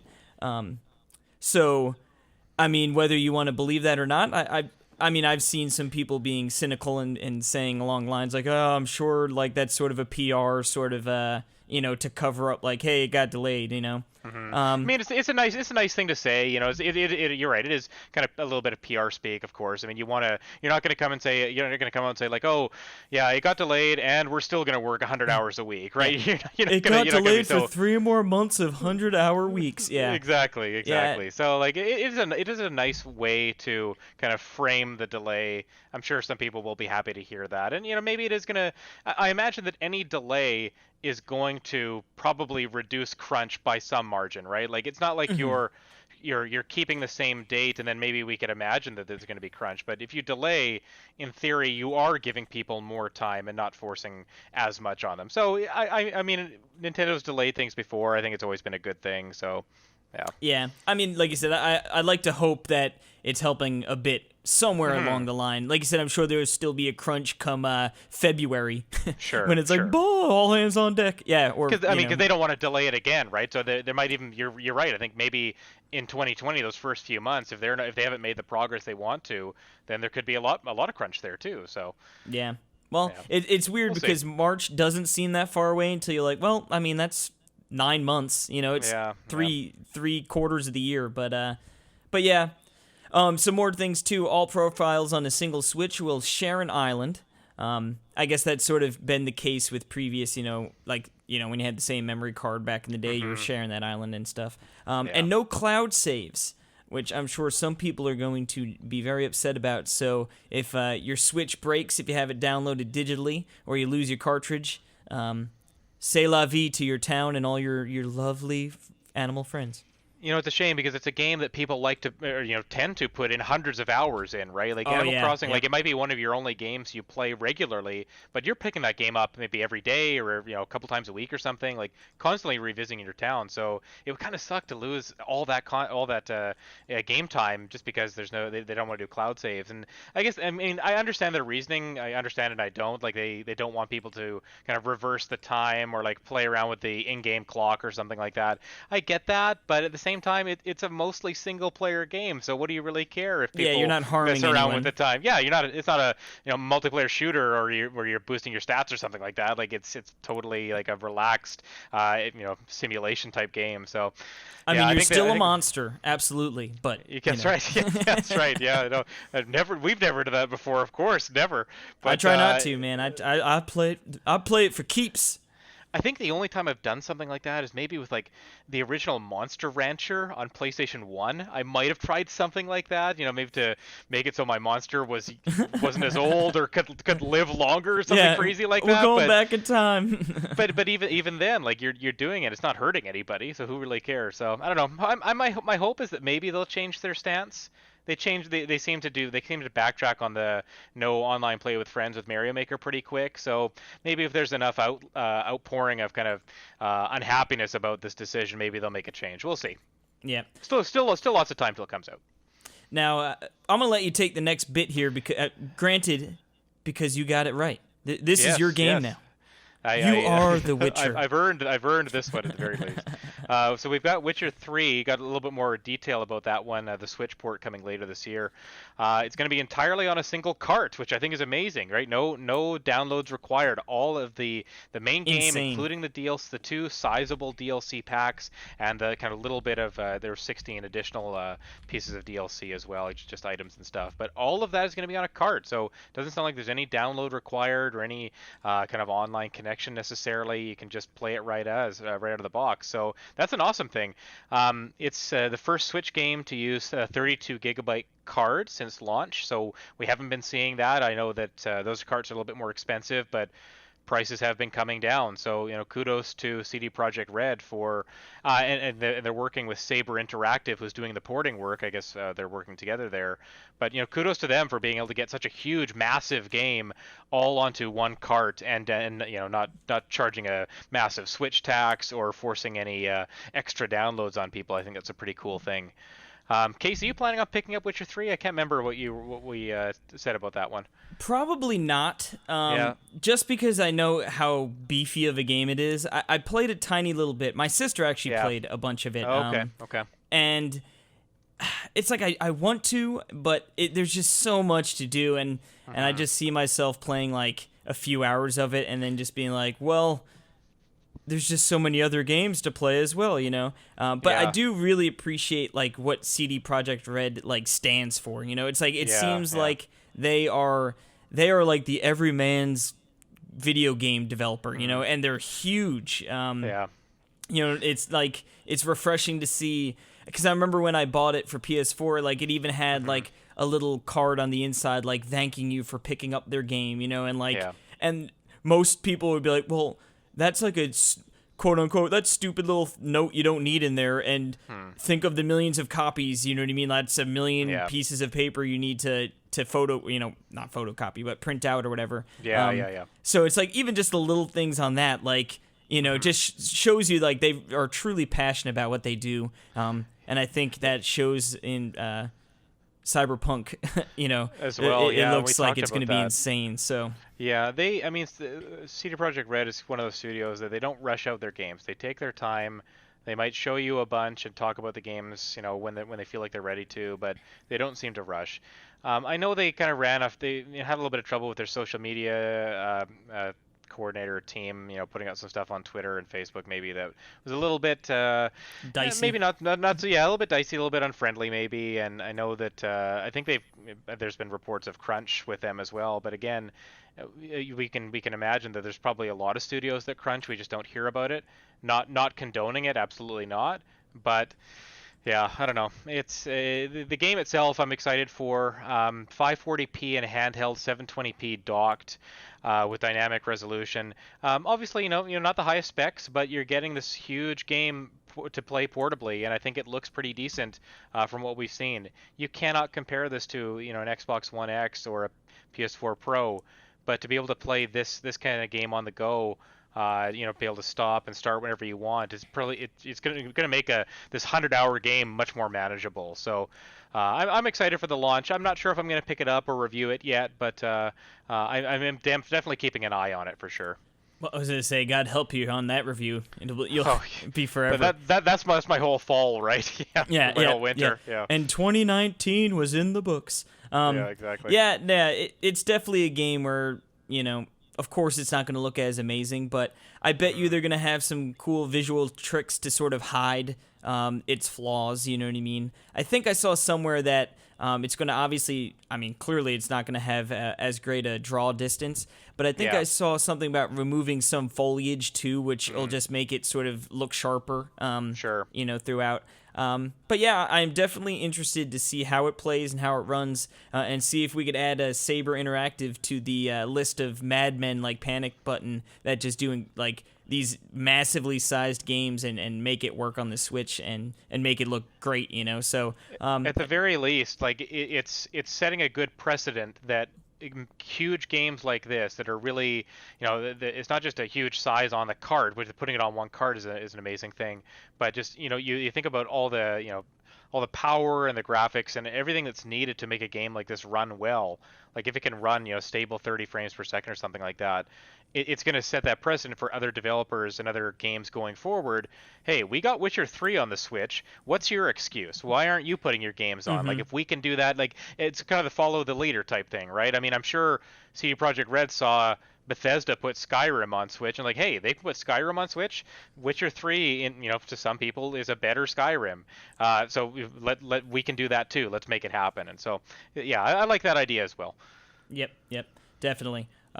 probably less bugs in Witcher 3 than Skyrim. I think so. Next up, we got some Zelda news. Anuma told IGN that the Breath of the Wild sequel will be a little bit darker than Majora's Mask, but is not connected to it, which is music to my ears. That's something... I like that weird, dark element of Majora's Mask, and I always sort of like weird, creepy things, so it plays more to me. And, I mean, that trailer definitely gives off those vibes, right? So...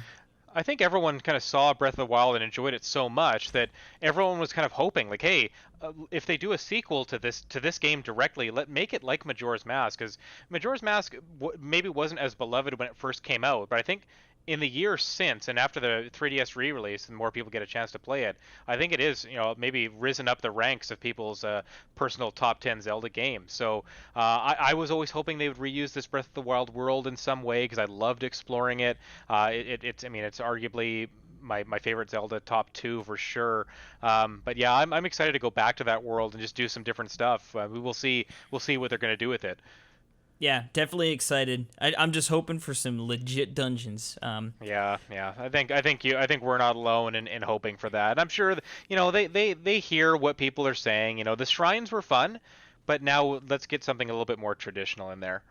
Definitely. I thought this next bit was interesting. Breath of the Wild 2 team was inspired by Red Dead Redemption 2, which, I mean, I guess huge open world, right? Or I believe I haven't played Red Dead 2, but it is open world. I played a little right? bit. I mean, it's open world. It's dynamic. Like the things you do kind of have lasting ramifications. If you want to go fishing, if you want to play poker, if you want to, rob a bank, do all these things. Like you can just spend hours and hours doing those activities that have nothing to do with the main story. So maybe the idea here is that in Breath of the Wild 2, or in whatever the subtitle is going to be, it's open like Breath of the Wild 1 was as well. Like you just go off and do whatever you want, to me, when I played Breath of the Wild, I figured, okay, this is already, like, maybe Red Dead Redemption 2 is taking cues from them.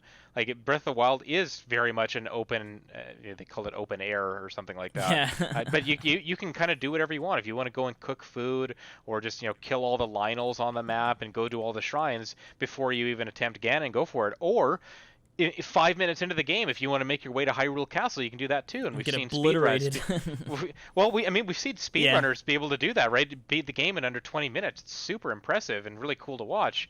But maybe they're going for something like that as well. I'm not sure exactly what Red Dead Redemption 2 elements are going to take. It's certainly a more serious, maybe dangerous or darker world. It can be. But yeah, that's it's interesting to hear them say that at least. Just one more thing about the Breath of the Wild 2. That team we know is the Aonuma team, right? Like they're specifically working on that game as opposed to Link's Awakening. You don't have the main Zelda team with Aonuma kind of leading the charge on Link's Awakening. I think that's right. Yep, yeah, we've got Grezzo working on Link's Awakening, which is great. They worked on the ports for 3DS of Majora's Mask and Ocarina of Time, and then they went on to make Ever Oasis, which is a great little game that nobody played. That's right.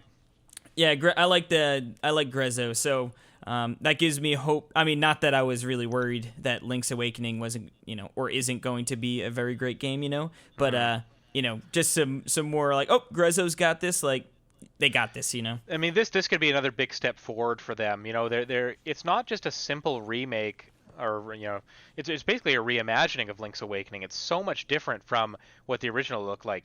Whereas if you compare Ocarina of Time to the 3D version, or Majora's Mask to the 3D version, those are really similar games, right? Like there's 1A, 1B. Pretty much, yeah. You're not getting a totally different experience there. But this version of Link's Awakening coming to Switch in September, it looks so different. So they're finally maybe the reins are coming off, and we're saying, Grezzo here, just make this game whatever you want it to look like. And I love the way they're going with this. So yeah, can't wait to get a hands on it. Cutesy wootsy for sure. Yeah, to a T. Yep. And this last little bit, you want to round it out for us?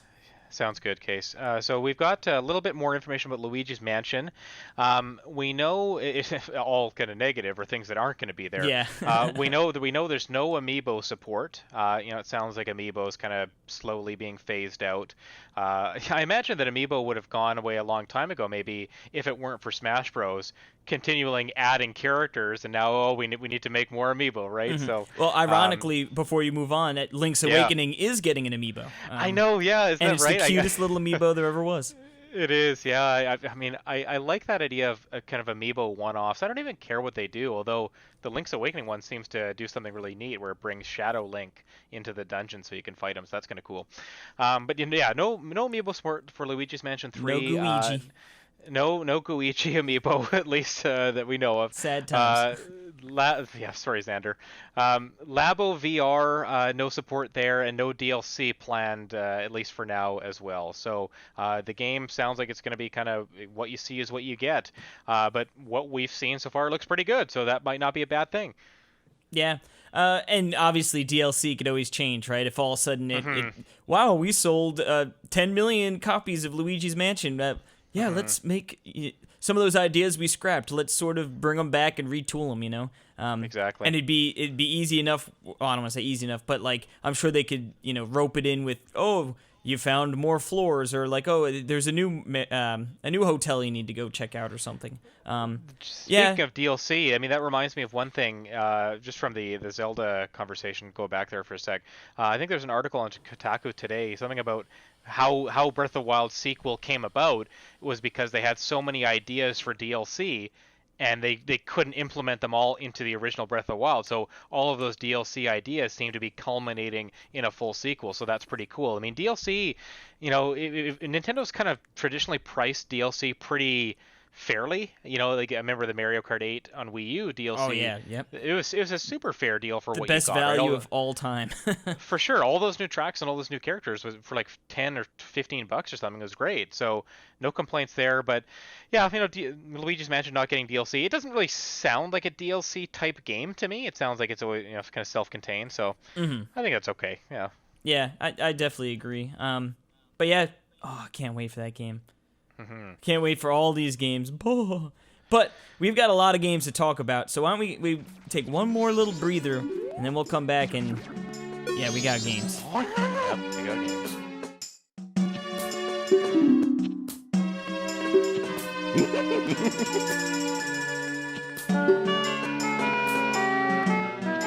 Alrighty, and it is the endish of the show, but we're doing what we normally do up front. We've got games to talk about. There are 7 on the docket here. Actually, technically 8. And actually, I guess technically like 40. Something right. crazy. Yes. But yeah, we're going to see how many we get through here. And I believe George's going to start us off with the newest and latest Classics edition. Yeah, so the Sega Genesis Classics, I think it might have come out last year or something like that. I'd had my eye on it for a long time. It's basically a compilation of about, I think there's like 40 or 50 Sega Genesis games all in one compilation. So you get a lot of different games in the package, so it's not bad. It was on sale on the eShop. It might still be. I think today might be the last day. It was 30%. Was it part of the E3 deal? I think so. Yeah, it was 30% off, and I think all those E3 deals end today. So if you're interested, I guess Too late when you listen to this, sorry, but it might be worth adding to a wish list if you're a big Sega fan. So I didn't grow up with a Sega Genesis. I played Genesis very sparingly. I had a friend down the block who had a Genesis, but we played mostly Super Nintendo. I remember a couple of the games I played growing up. Mutant League Football. Played a little bit of Sonic 2. Mostly multiplayer games. Probably some NHL '94 stuff like that. The Sega Genesis Classics. It's not growing up with Sega, I don't have the nostalgia for a lot of the games here that other people might. So kind of take what I'm saying a little bit with a grain of salt. If you grew up with these games, I think you're going to have a better time with them because, kind of bringing back those fond memories. But there's a lot of games here that I kind of booted up for the first time, not knowing what they were. and I found, a lot of them were underwhelming to me. Kind of simple platformers or simple kind of run and gun shooters like Contra type games that just didn't feel great. I did want to touch on some standout games, sort of things that I did enjoy playing. And again, I've only had this for about a week or so, so I'm kind of in the middle of it here. It's got the 3 Phantasy Star games, Phantasy Star 2, 3, and 4, and I'm kind of saving those because I know they're going to be a little bit longer. I played Phantasy Star 1, the Sega Ages version. I think it might have been earlier this year when it came out on Switch, and I enjoyed that. And I'm looking forward to kind of playing the rest of the games when I find a spare week or two to get through those. Good luck. I know, right? Yeah, especially the RPGs that are coming later. One game that is really good, and I'm totally blanking on the name. Gunstar Heroes. Gunstar Heroes is it reminds me a lot of something like, oh gosh. What's the Neo Geo game, Casey, where you're kind of run and gun shooter? It's like an arcade game. Metal Slug. Yes. Yeah. So a lot of people are familiar with Metal Slug, the arcade version or some of the ports that came to consoles. But Gunstar Heroes is very much like Metal Slugs, but it's good. There's different guns you can use. The stages are pretty fun. There's bosses. I just really enjoyed playing through that one and again, it's a title I'd heard of but never really played before. Casey, you ever played Gunstar Heroes? Did you have a Genesis growing up? I don't even know about that. No, I wasn't a monster. Yeah, right. No, yeah, no, I was never really a Sega kid. I always grew up playing Nintendo. Yeah, me but too. I feel like Gunstar Heroes. I don't know if I've played it at some point. I'm looking at screens, like you said, it definitely looks Metal Sluggish. I do like the sprites for the heroes. Yeah. They look, like they're little karate kids. They're almost kind of cartoony. But yeah, they're almost more cartoony than the Metal Slug characters look like. Some other games that stood out to me. It's got Sonic, your favorite, Casey. Sonic. It's got Sonic 1, 2, Sonic 3D Blast, Sonic Spinball. So it's a good reputation a healthy of Sonic games. I mean, that makes sense, right? Yeah, I mean, you were going to put Sonic games on here for sure. A game that I also enjoyed, I think a lot of people know, is the Streets of Rage series. It's got Streets of Rage 1, 2, and 3. I was playing through 2 this afternoon. Streets of Rage 2 has really good music. Definitely worth, if you do pick up the collection, that's definitely one you want to get to if you've never played it before. Typical kind of side-scrolling beat-em-up type game, like Final Fight type. But yeah, like a Double Dragon almost. Yep, a little bit, kind of that same pacing. It's got the levels that don't just go left to right, but also go kind of go from the top to the bottom of the screen, so there's a little bit more moving in the environments. But there's 4 different characters there, which is neat. I think you can play co-op as well. It's got 2 Toe Jam and Earl games. I don't know if people are familiar with those. I need to dip my toes in, but we got the Toe Jam and Earl. Weird games. They are. They're. I think they're roguelike somehow, but really weird, quirky, cartoony as well. I think you're collecting different items and then going from one floor to the next. But you've got 2 of those. We played there. it at PAX. Yeah, right, totally like.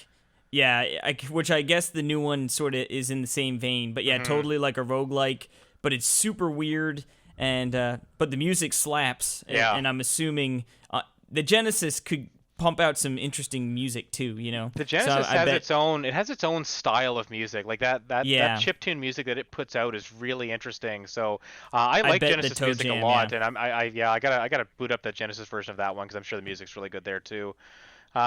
Some other games people might be familiar with, Dynamite Heady. I played it a little bit. It's kind of neat. You look a little bit like Rayman, but you can replace your head with different heads that give you power-ups, kind of like Headlander, I guess, which a recent indie game that came out in the last few years.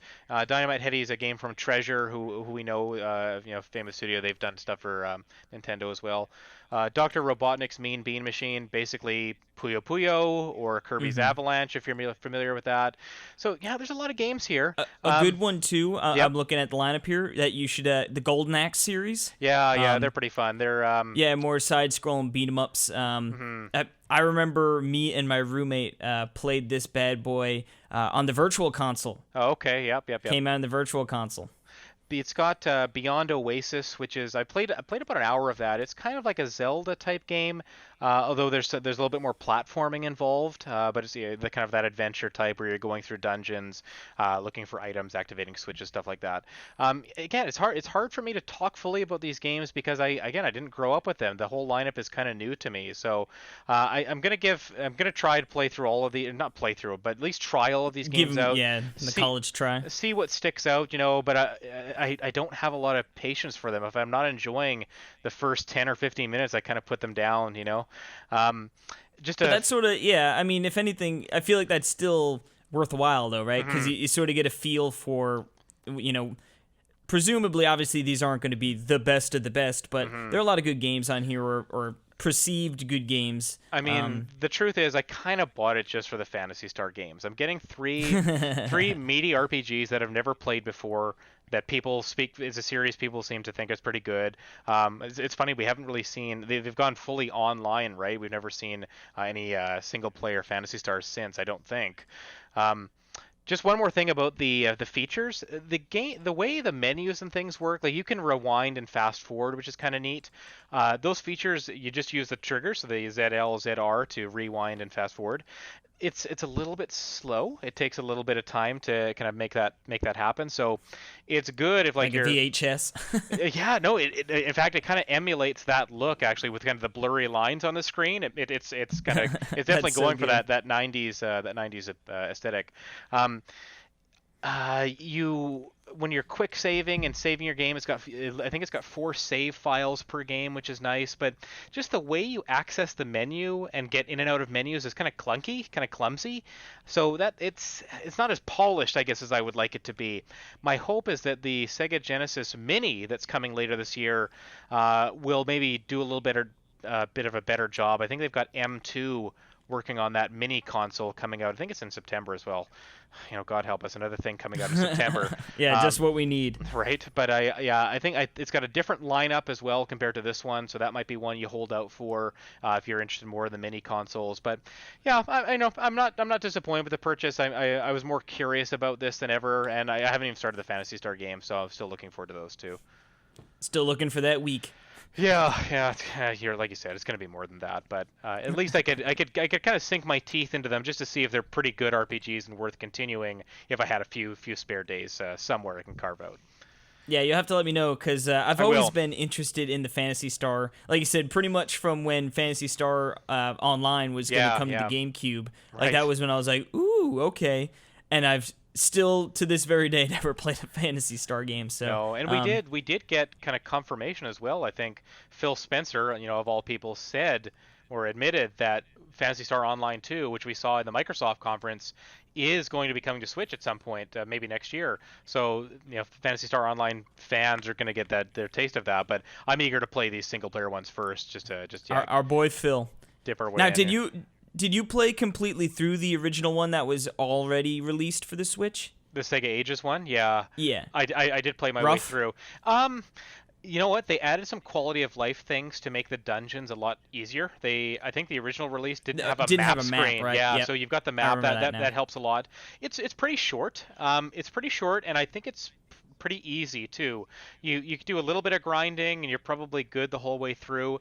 It's very obtuse. It's hard to figure out exactly where you're supposed to go at all times. So I get that guide rocking. I definitely pulled out a guide for a few things. I wanted to get through it, but I really like supporting the Sega Ages initiative. Like I like what they're doing with that series with all the new features and stuff. So I was happy to support them.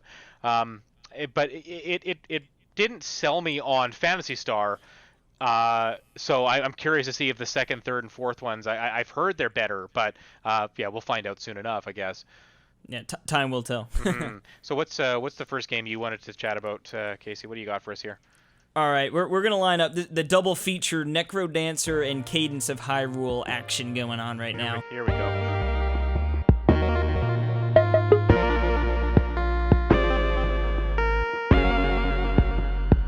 This was also Necrodancer, right? Was also a game part of that E3 deal. That's right. And that's why I checked before, because I was going to recommend people check the deal out.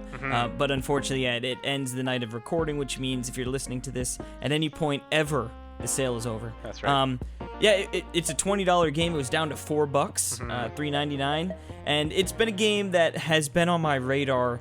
Sort of like that game looks interesting, but I definitely don't want to spend $20 on it. And then, of course, Cadance of Hyrule was announced, and then it was like, well, like obviously, like Zelda game, right? Like I want to be into that, but like, am I gonna enjoy the gameplay? And Cadance is, I believe, $24.99. So not like it's a $60 game, but it is still definitely an investment. But Necrodancer, $4. I was like, yes, I'm going to try this game out, and this will tell me if I'm going to pick up Cadance of Hyrule. And it's interesting. It's a roguelike, right? Or roguelite, I should say. Yeah. And you go down into the crypts, and you got to move to the beat. And you've got a gauge on the bottom of your screen, and you just time up your movements with the beats are moving into the center, and when it hits that center is when you can sort of move. And each floor has a different tune to it. So, you're not always going to just be doing the same timing. It's going to change up, obviously, depending on the music. And it's cool. You go down, and you get a shovel that can remove some walls. Not all of them, but you can remove some walls and sort of, not necessarily go on the beaten path, but you get different swords and weapons and upgrades, and some are just one attack, or one distance, I should say. Then you can get some long-ranged weapons, which are nice because it really boils down to the enemy movement patterns, and they're going to be moving to the beat as well. And some enemies don't move at all. Like the easy sort of slime-esque enemies just sort of sit there, but then you'll be like, oh, that slime's a different color, and he moves, on every third beat he moves up. So it's like and then he moves back down. So he just goes up and down, and that's sort of easy to deal with. But then you get other enemies that sort of chase after you, and they each have, like I said, unique differences in their movement patterns, and that's sort of the name of the game is learning these patterns and knowing how to deal with them.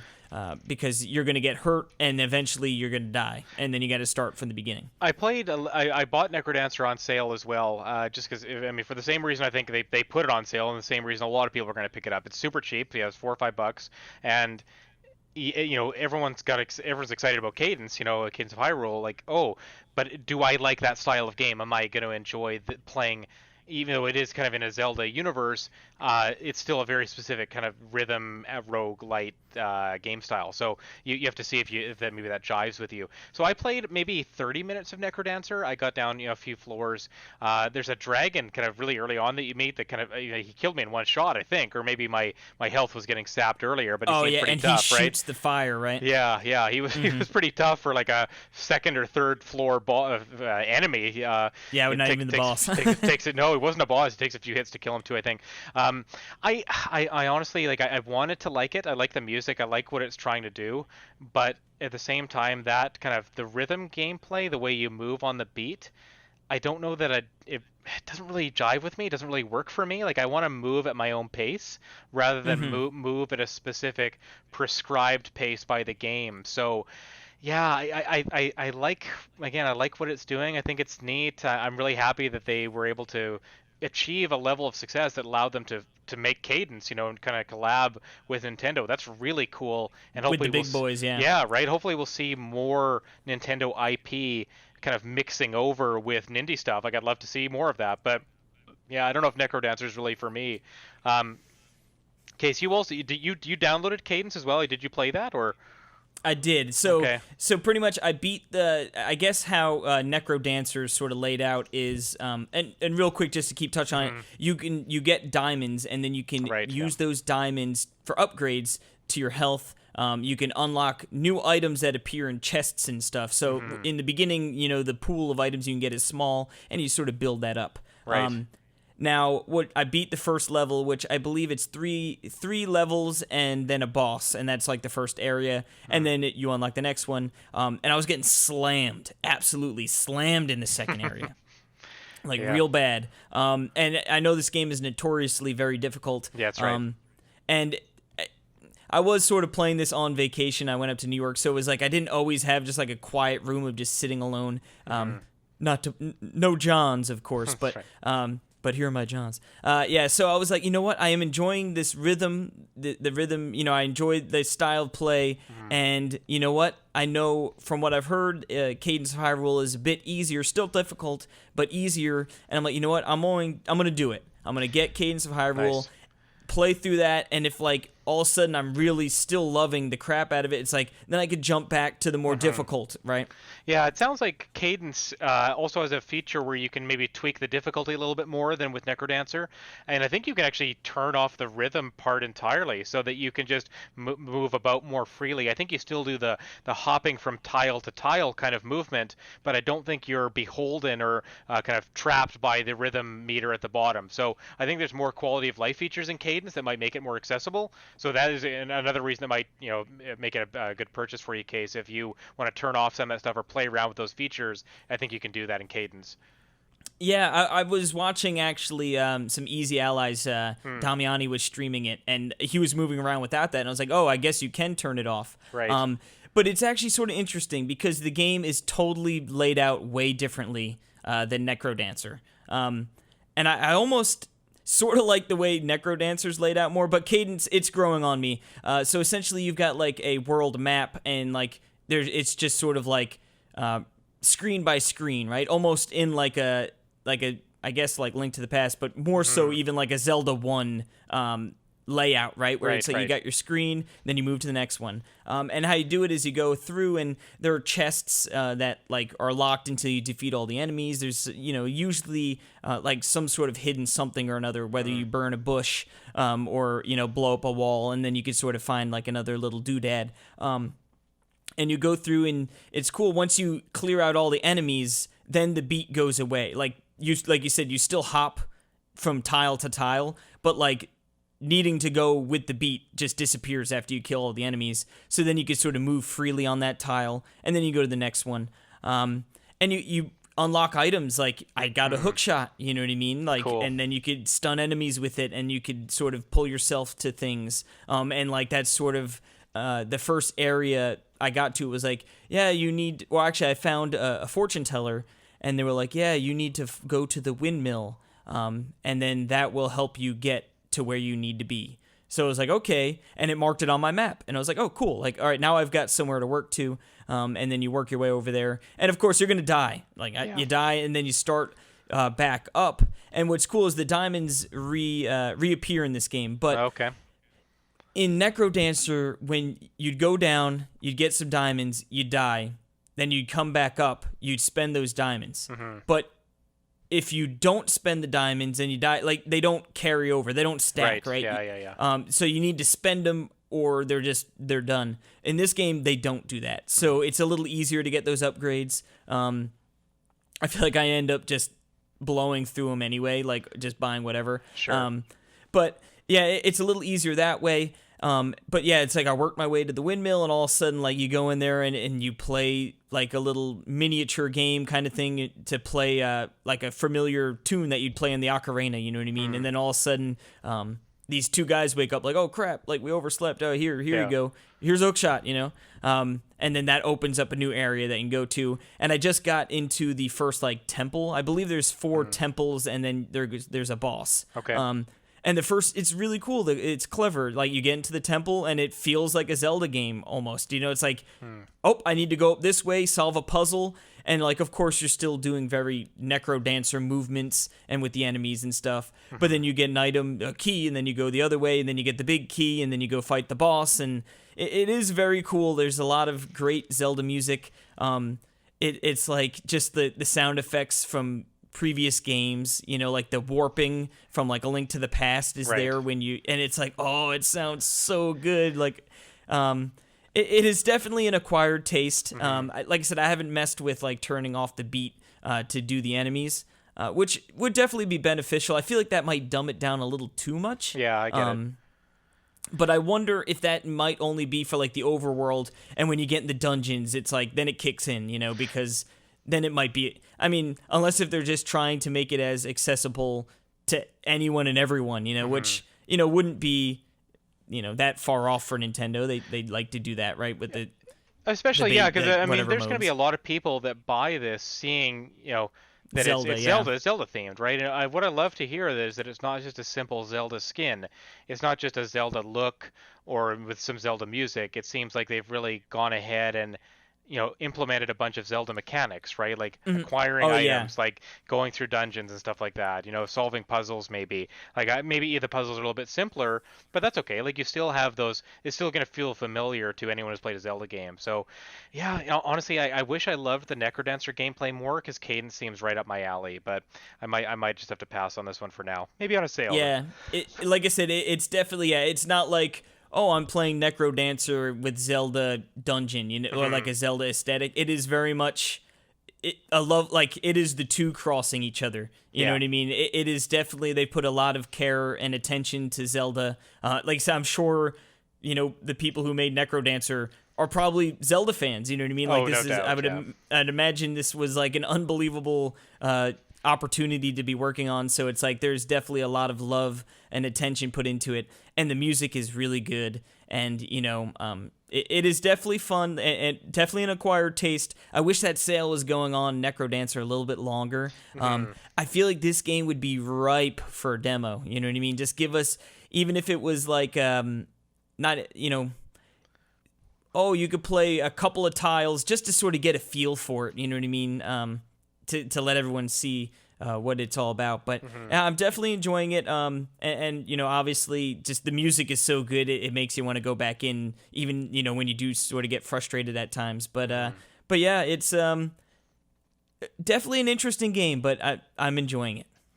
Yeah, it sounds like one of those games where you definitely want to have headphones. Whether you're playing Necrodancer or Cadance, the music's really good, and it's such a big part of the gameplay that if you're able to listen to everything like that, it sounds like maybe the best way to experience it. Oh yeah, for sure. Yeah, like I said, playing in a room with your family BSing in the background is not the ideal way, No. and you're gonna find yourself dying a lot too. But yeah, that's the double feature. But this next game, real quick, are you allowed to talk about this game? So I saw the it's coming the 27th. yeah, so the review tracker says our review tracker says for the embargo NA but question mark. But so I was like, for a long time I was like, I should probably talk to Neil about that, because I think Neil got the code in and he sent it to me. So I have seen other reviews for this game go up, so I'm confident that we're not breaking any embargoes here. They're like Nintendo Life has a review and there's other reviews up. Okay. Yeah. So all right. we're Yeah, good. I just wanted to double check. No worries. So the game I'm going to talk about here is called Dandy Dungeon.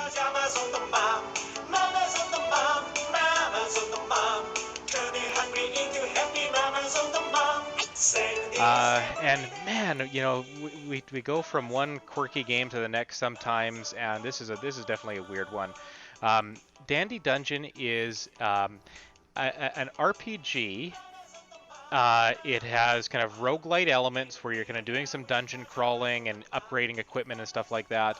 But the whole premise is that you are helping this 36-year-old Japanese salaryman who wants to quit his job and make RPGs. He wants to become a game designer. That's his dream, I guess. So he's the starting screen, after you boot up the game, the starting screen is literally looking inside this guy's house. His name is Yamada. You're looking inside Yamada's house. He basically takes off his clothes down to his underwear. It's really cartoony, like kind of sprite-based look to it. So it's funny looking. He's sitting, he's in his underwear. He's sitting at his computer and he's just banging away at the keyboard, programming his RPG. And as he levels up, he gives you more things to do in the RPG he's making. So maybe the RPG starts out with a basic dungeon and there's only a couple of enemies and a few treasure chests. It's really simple. But as you beat more dungeons, Yamada gains more experience and levels up, and then he makes his game better. He makes his game more detailed. There's more dungeons, there's more loot, there's more features to it. He unlocks an item store, he unlocks kind of side quests. People come to visit you in Yamada's house. They give you stuff. They give you things to do as well. But man, it's just a weird game. The guy's constantly just sitting around in his underwear. Sometimes his boss comes over and starts like smacking him or whipping him for not working or something. Because I don't know if he's playing hooky or if he's quit his job. all time. Dang It's it. weird, man. It's a weird one. There's a little bit of a story where Yamada is trying to kind of woo or win the heart of his neighbor Maria, but it turns out Maria is dating or is engaged or married to his boss. So every time you kind of try to engage with Maria or try to talk to her or something like that, the boss comes in and he tries to put the kibosh on that, like, don't you dare talk to her, like, that's my wife, that's my partner, like, you don't even look at her, kind of thing. So there's a lot of comedy to it, a lot of charm, but yeah, it's just a weird one. I've just typed up my review. I'm going to be posting it soon. My main hang up with the game is it gets really repetitive. You take this hero character who I guess he kind of looks like Yamada. You take this hero character through the dungeons, and the dungeons are really small. Like, I'm talking like 3, 5, 7 floors, and the floors are like a 5x5 grid. So you're getting through each floor in like a 20 seconds or something like that. Bite-sized. Really bite-sized. Like, you're completing a dungeon like basically 2 or 3 minutes at a time, something like that. The way the game works is you don't actually move yourself through the dungeon.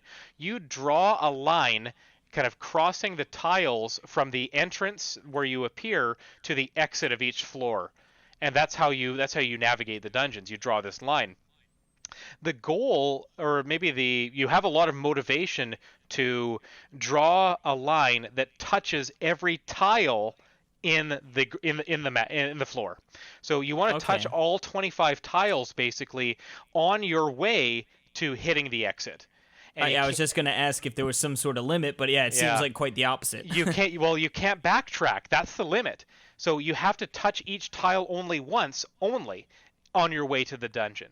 So you try to touch all the floor tiles with no backtracking. So you kind of have to look at it's kind of like a puzzle. You kind of, like, before you start anything, you kind of look and survey. Okay, there's a barrier here. There's a wall here. I can't pass that.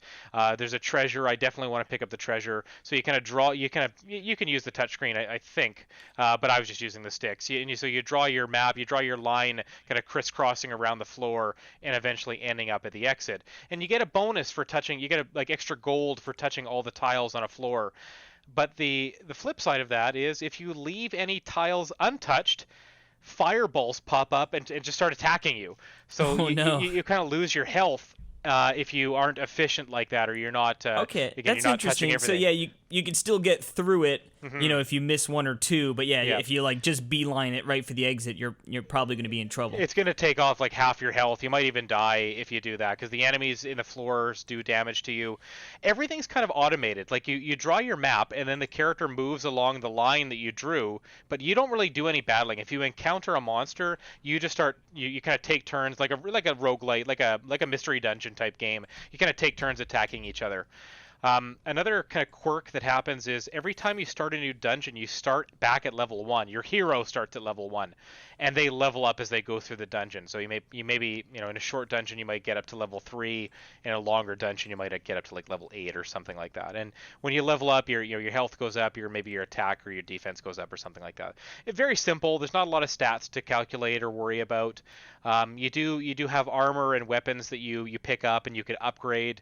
You get a bonus for wearing a matching set of armor, which is kind of neat. So if you wear gotta be stylish. That's right. You got to look good when you're doing it, right? So you maybe wear the 3 pieces of the barbarian armor set, and that increases your attack power.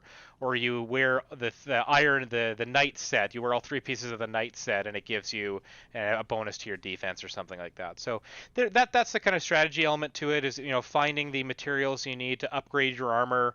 So I guess that, again, where my difficulty with the game is, it gets kind of grindy about halfway through, that you have to go back to old dungeons that you've already completed to increase your kind of find more materials, get more loot, so you can improve your equipment, and then take on the harder dungeons later on.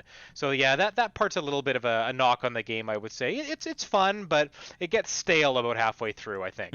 Yeah.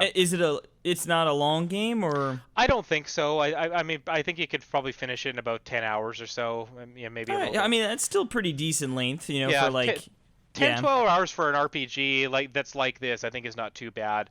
There's a little bit of a world map that kind of shows your progress, and it looks kind of like a Super Mario overworld type map where you see the different spots on the map and you kind of go through. You don't choose where you go, but it shows your progress through the dungeons or all the dungeons you've unlocked, I guess.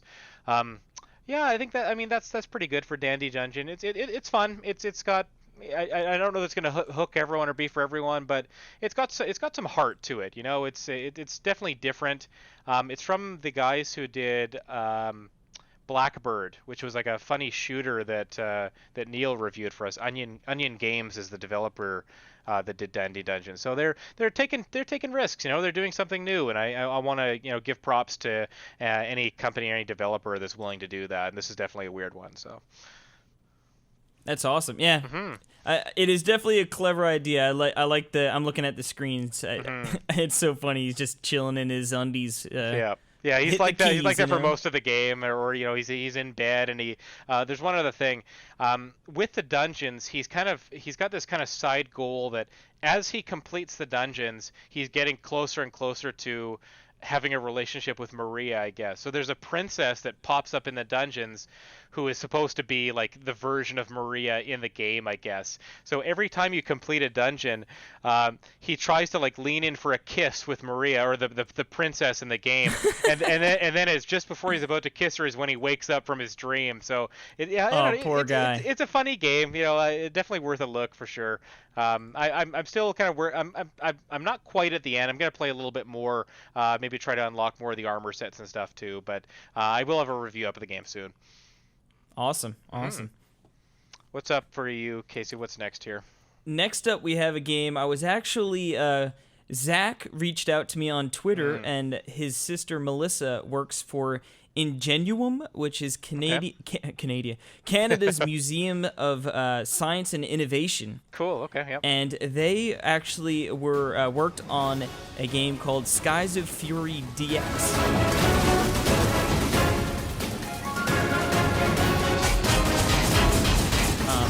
I guess the developers, which Seed Interactive, reached out to them to model after the airplanes. And she worked at the museum, and he thought it was a game I might be interested in. So he was nice enough to shoot over a code. So I've been playing that game, Skies of Fury DX, and it's a cool little game. So it is, you're a dog fighter, right? You're in World War I as a fighter jet, and you've got all these different planes, but you start out with one, and there are just a bunch of different little missions to partake in. I believe there's a total of 100 missions, and they're relatively quick, and I believe it's broken up into 5 chapters. There are like 10 missions for each side. So you fight as both the British and the German pilots, which is cool, right? Because then you get all sorts of different planes from both sides. And the missions pretty much they're not all the same, but they're sort of similar. So some are like, hey, just take out the enemies. Some will be escort missions where you've got like a brigade that are flying from point A to B, and you need to protect them. And then there are some that are just sort of like time trial where like fly through these rings as fast as you can and shoot targets along the way to get some extra time. Which those, help sort of break up, the similar gameplay of the dogfight. But, they are sort of lackluster, I'd say. The dogfighting is definitely more fun. And it's cool because the graphics are sort of like cel-shaded. So the planes look really awesome. It is definitely visually a very nice game. They've got like, obviously you're up in the sky, right? So it's like not too much going on as far as visuals, but it has like the nice backgrounds and the cool skies and all that stuff. But there are clouds that you actually run into, and it's funny, they impair your view, right? But they could also, work to your advantage, where if you're sort of getting tailed, you could sort of fly through a cloud and sort of throw off the enemy a little bit. Did you say there's multiplayer here, Case? Is there like competitive or co-op multiplayer in this game? I saw a split screen view at one point, but I'm trying to figure that out. Unfortunately, I haven't gotten to play any of the multiplayer, but there are survival and versus mode. Cool. Okay. And yeah, so you can obviously fight against your co-op players. I guess it wouldn't really be co-op in that situation. Up to 4 players, and then survival is just like they send wave of enemies, right? So gotcha. That's cool. So you could do some more co-op, which is cool. It's neat because I haven't really seen. Normally, with games that come out like this, they go for the ultra realistic graphics. Like we want to make these planes look as real or legitimate as we can. But it's got a kind of a cartoony aesthetic to it that you don't really see with a game like this. So it's kind of refreshing. Yeah, and like I said, it has a very distinct look. And what's really cool is as you level up, you get skill points, but you also unlock a poorly named loot boxes. Oh no! Yeah, are they actual loot boxes? No, they're. Well, it's actually funny. Zach mentioned because right on the menu, it's like loot boxes, and it's like at first thought you're probably like, oh no. Yeah, not this again. Yeah, it was just a poorly named. It's all free that you unlock. Okay. Yeah, it is literally just like cosmetics and stuff that you unlock. You don't have to pay for them, but as you level up, you get more of them. And it's cool. You unlock. There's some absolutely bonkers skins for your planes. Just like super lavished, like gold and like all fancy schmancy. One of them was I got it's a dragon, so it's all red, but like flames come out of where the propeller's coming, like it's breathing fire. A lot, the visuals are very, very cool. I'm looking at one right now called Cookies and Cream, and like the top of the wings, it looks like an Oreo cookie, and then like the underside of the wing looks like the cream filling. So it's it looks pretty hilarious actually. That's cool.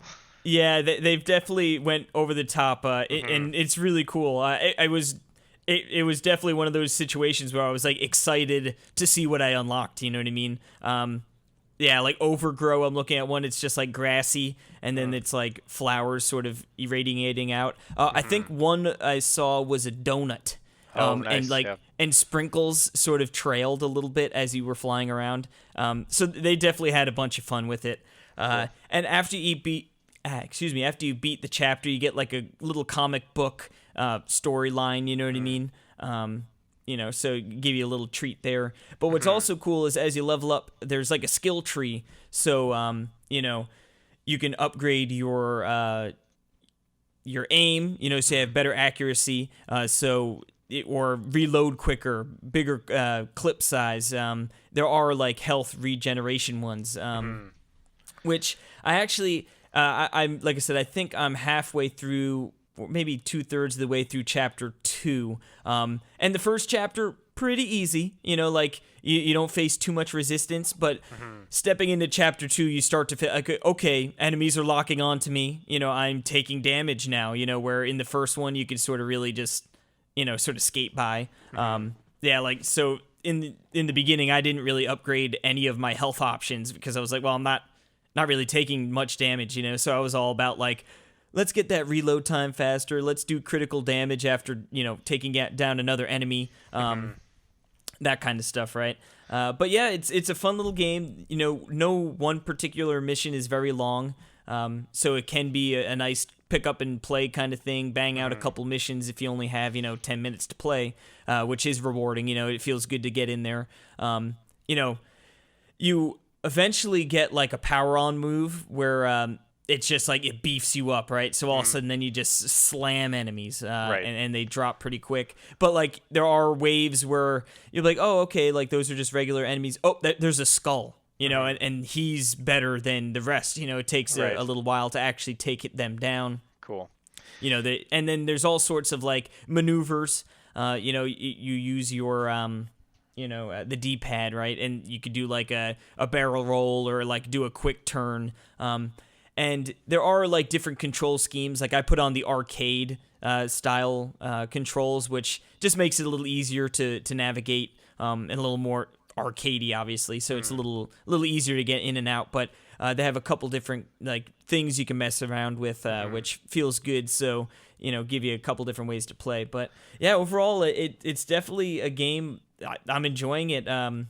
Like I said, visually, it looks really great. I really dig the art style, and I love that they just went bananas with the skins, right? Like it's like I appreciate like they were just having fun with it, like, hey, what silly idea could we wrap this plane in? Like, oh, a sprinkled donut, perfect. Let's do it.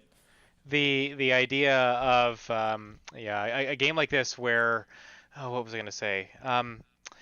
I used to play games like this on PC, these kind of dogfighting games where one I remember from a long time ago was, I think it was called Red Baron, and a friend of mine would do the steering, and I would do the shooting. And I'm not, obviously it's not something that you can probably do these days unless you maybe split your Joy-Cons or something like that. But yeah, it looks cool. It's called Skies of Fury DX, so I'm wondering if this is like it came out a long time ago and they made like a rehashed version, or this is an enhanced edition that maybe it's got some extra content. I don't know if you know where it originated from, Case. I'm trying to see if I can if there's an original Skies of Fury. Sometimes they just add DX for the hell of it, right? Like, who knows? But yeah, I see Ace Academy Skies of Fury. Looks like an iOS game. Mm-hmm.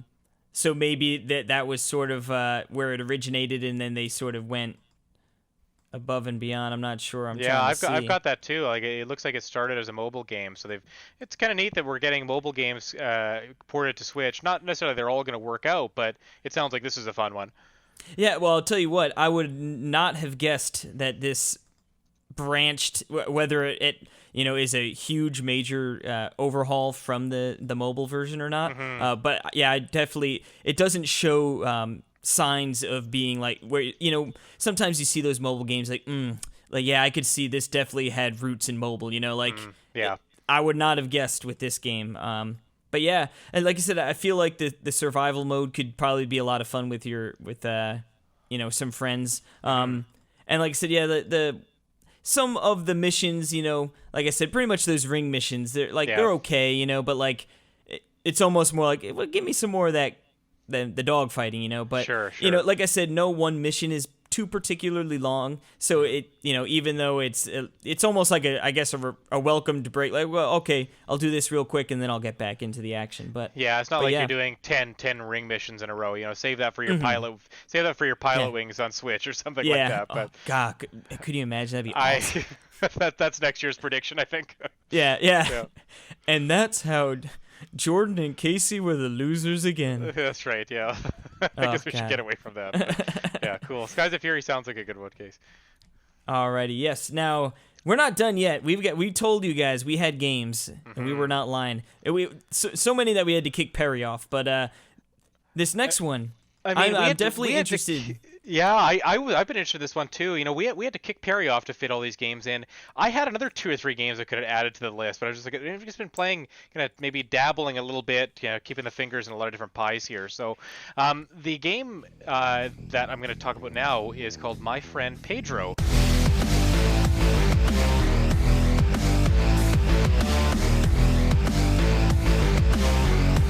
I think it's coming out this week, I think. Is it coming out on Thursday? Is that right? Yes. Yep. Yeah. So if you're listening, you can go pick it up. That's right. Yeah, My Friend Pedro is a funny game. Pedro is a banana, and he kind of acts as like your Navi, your little fairy, kind of like giving you the tutorials, telling you what the buttons are. This is kind of what I'm trying to think of, like what kind of game this is. It's kind of a side-scrolling shooter. It has kind of platforming elements to it as well. It's got a lot of style. It's a Devolver game, so that those guys always try to make games that are really stylish as well as having good substance. Mm-hmm. My Friend Pedro is it's a game where you take on the role of this fellow who kind of wakes up one day in his place, and this banana shows up out of nowhere, Pedro, and he's like, oh yeah, like there's I'll show you how to get out of this room, or how to. It seems like you're kind of like an assassin or maybe a bounty hunter or something like that. The story's a little bit unclear. I've played maybe an hour or so.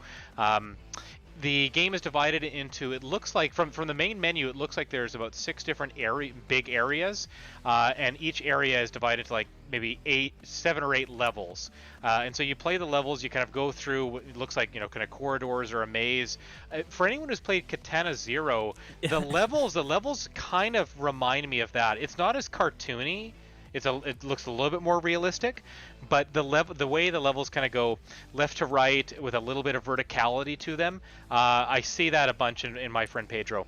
It's really funny. I literally I have Google up right now, Katana Zero, and I'm like, I'm pretty sure like it seems in that ilk of For game, sure. yeah, where you're just sort of going through these different corridors, just blasting people. Pretty much, and that's, I mean, my friend Pedro and Katana Zero, they're both Devolver games, so, I'm sure these people are talking about the kind of games they're making and maybe collaborating or sharing ideas, but, so unlike Katana Zero, it's not a one-hit kill game. You start off with a pistol, you end up picking up a second one pretty quickly, and so you get into a new room, you open a door, there's maybe 2 or 3 guys with guns, they're shooting at you, it takes a bunch of shots to kill them, you have a life meter that can replenish a little bit as well, so you can take some hits before you go down. A couple abilities you pick up very early on.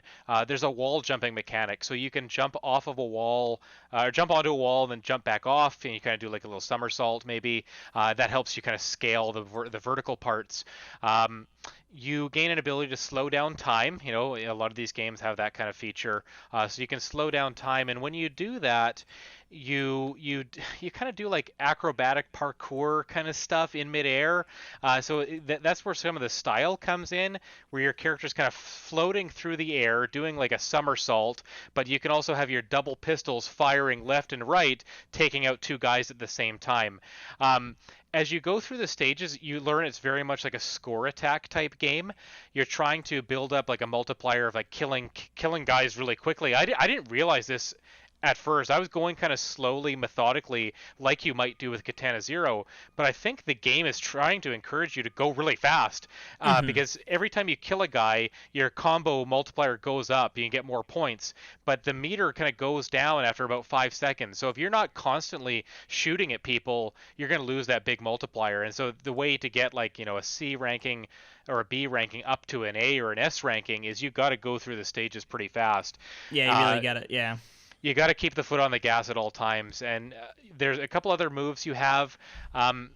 So you can, using the ZL button, you can aim your one, like let's say you got your double pistols. You can aim one pistol at one guy and aim another one at another guy, and then when you're falling through the air, you can kind of change targets and stuff like that using that ZL trigger. So there's a little bit of I don't know, I want to call it like a ballet or something, because it's very methodical the way you get through some of the scenarios. You slow down time, you kind of jump off of a ledge, or you're swinging on a crane like Tarzan or something.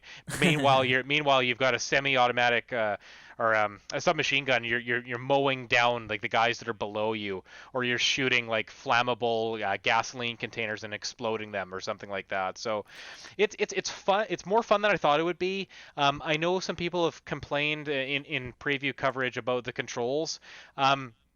I can see why that would be a problem, because it's a lot to navigate. You're using the triggers a lot, and you're using the double sticks a lot to do the aiming and things like that. So it is a lot to do all at once.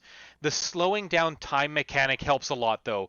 And the meter is actually really generous. I'm playing on normal difficulty. I think there's 2 other ones, 2 harder difficulties available at the start.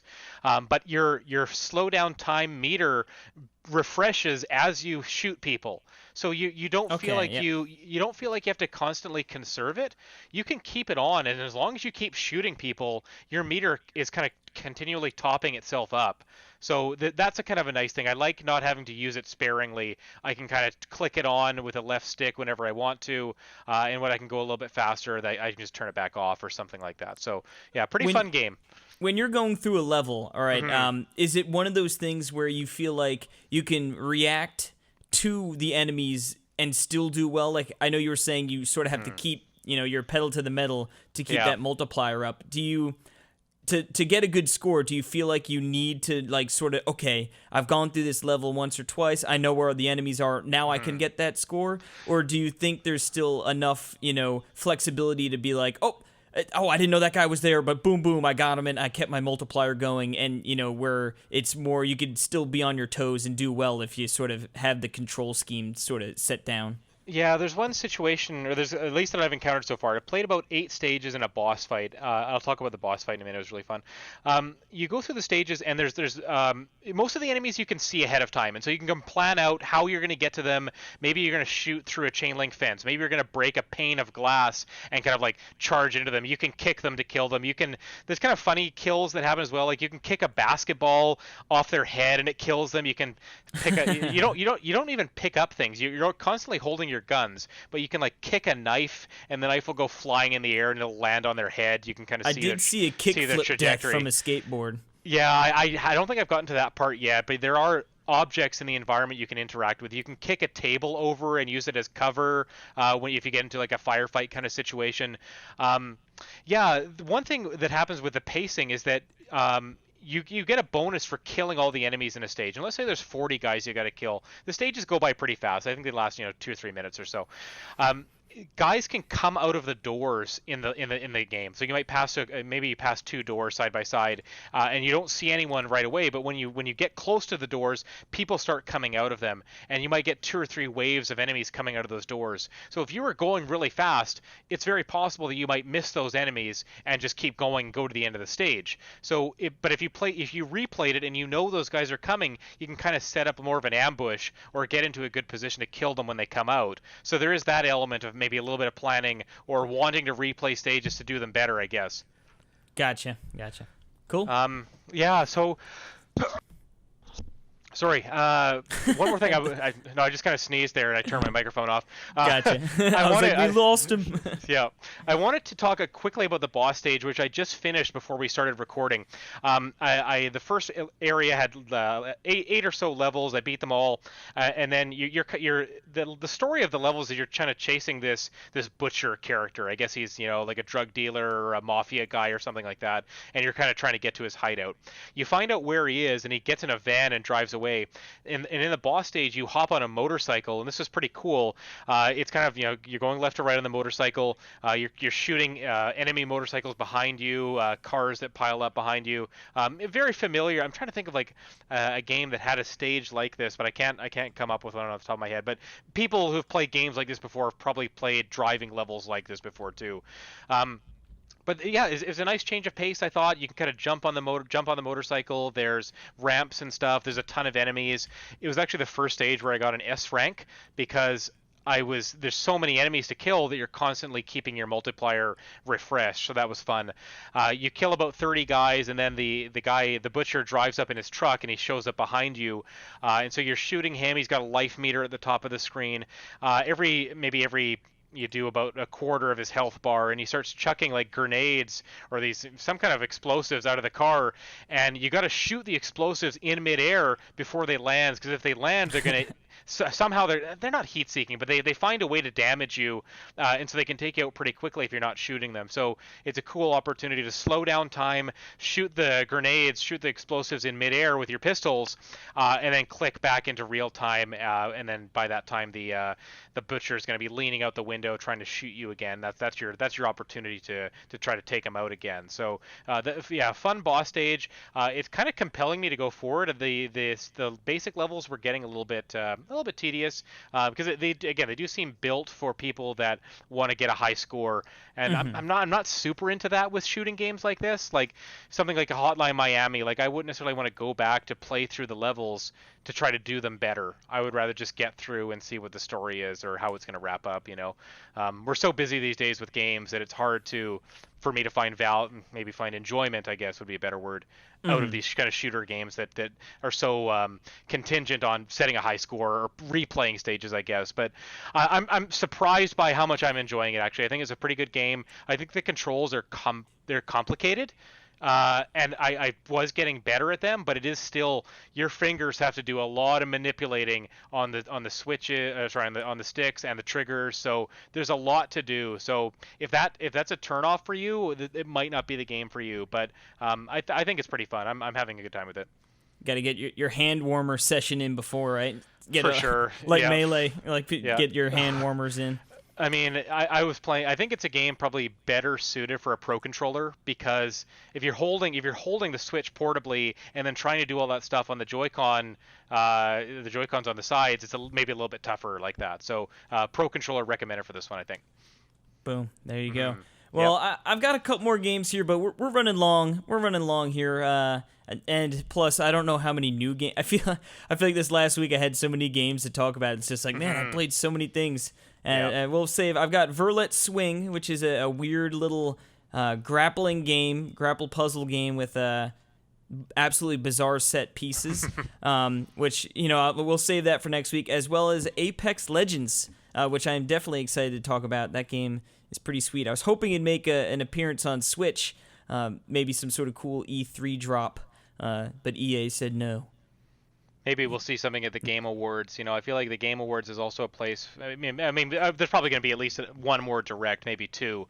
But I feel like the Game Awards is also a place where we can see games like that. Like Overwatch and Apex are two games. I'm like, oh, that'd be a good. The Game Awards crowd would be into those announcements, so I could see that happening. But I feel like wasn't Apex just sort of like announced and dropped well? There was no lead up to it all. I think it was just like a random week in February where they're just like, "Yep, hey, we've guys. got an issue."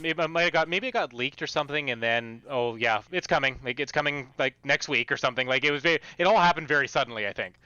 Yeah, well, and they did announce Season 2, although I think that's in July, so I feel like if they were going to do the Switch version, it'd be hyped up with that too. But yeah, we'll get more into Apex next week. Like I said, I got to save something to talk about next week, although I say that now, and next week I'll probably be like, I've got 8 more games to talk about. Oh, no doubt. There's always, we say, like, you get through a few, and you feel accomplished, like you beat a few games, or you finished a few reviews, and then you check your email, or you check our Slack chat, and you're like, oh, look how many more games are coming, or how many more games got announced. It's just a never-ending story for us, for sure. But you finish that review, and you're like, I'm going to take the week off. Yeah.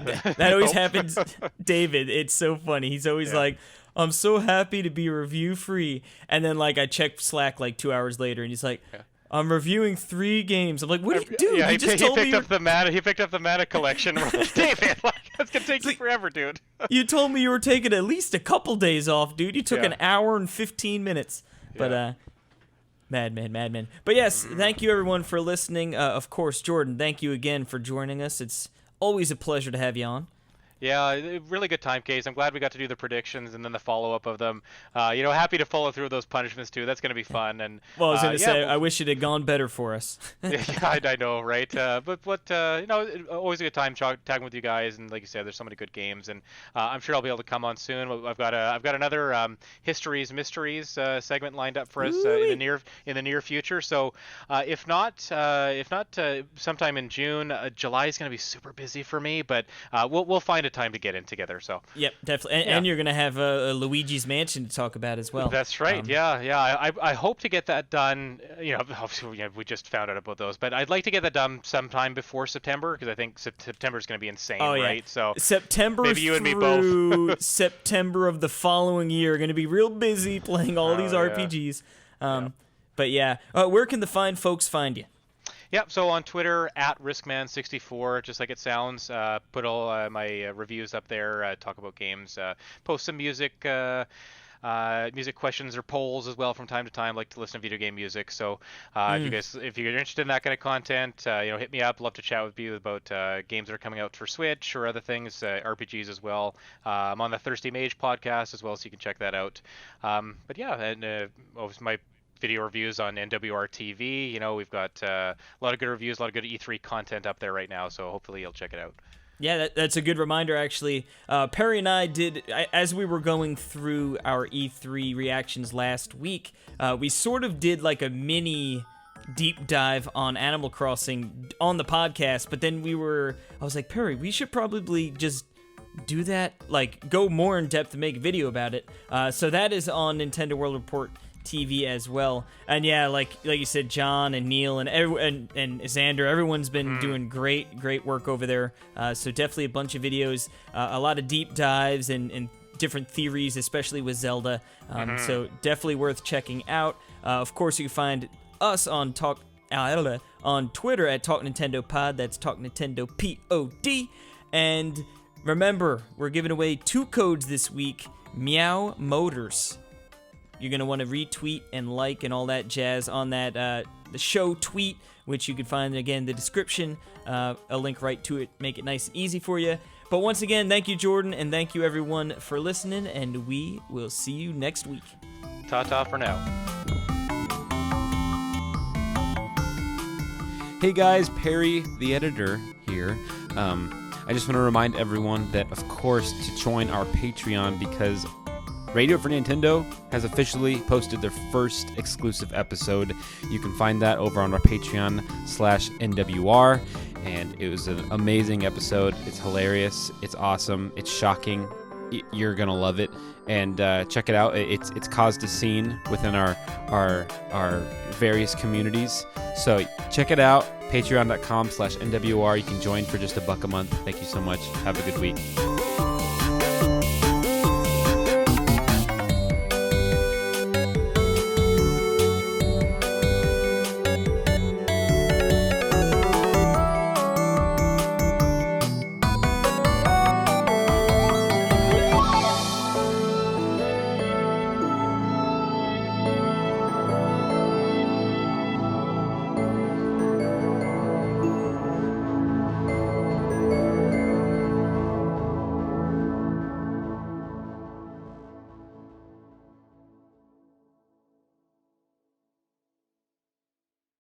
Clip Number 2? Clip 2.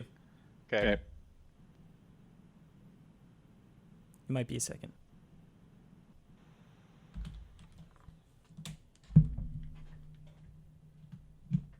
Still nada? Nothing. Oh, man. Did I make this too hard for the boys? All right, hold on. It didn't No, play. Casey, there was no sound. Oh, okay. Oh, okay. All right, hold on. It's really hard when there's no sound to guess. All right.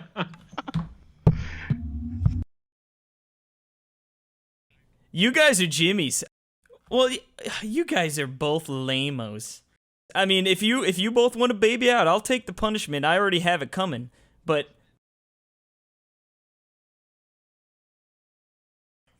I was going to say, as a self-respected Canadian, you did not just bring up ties.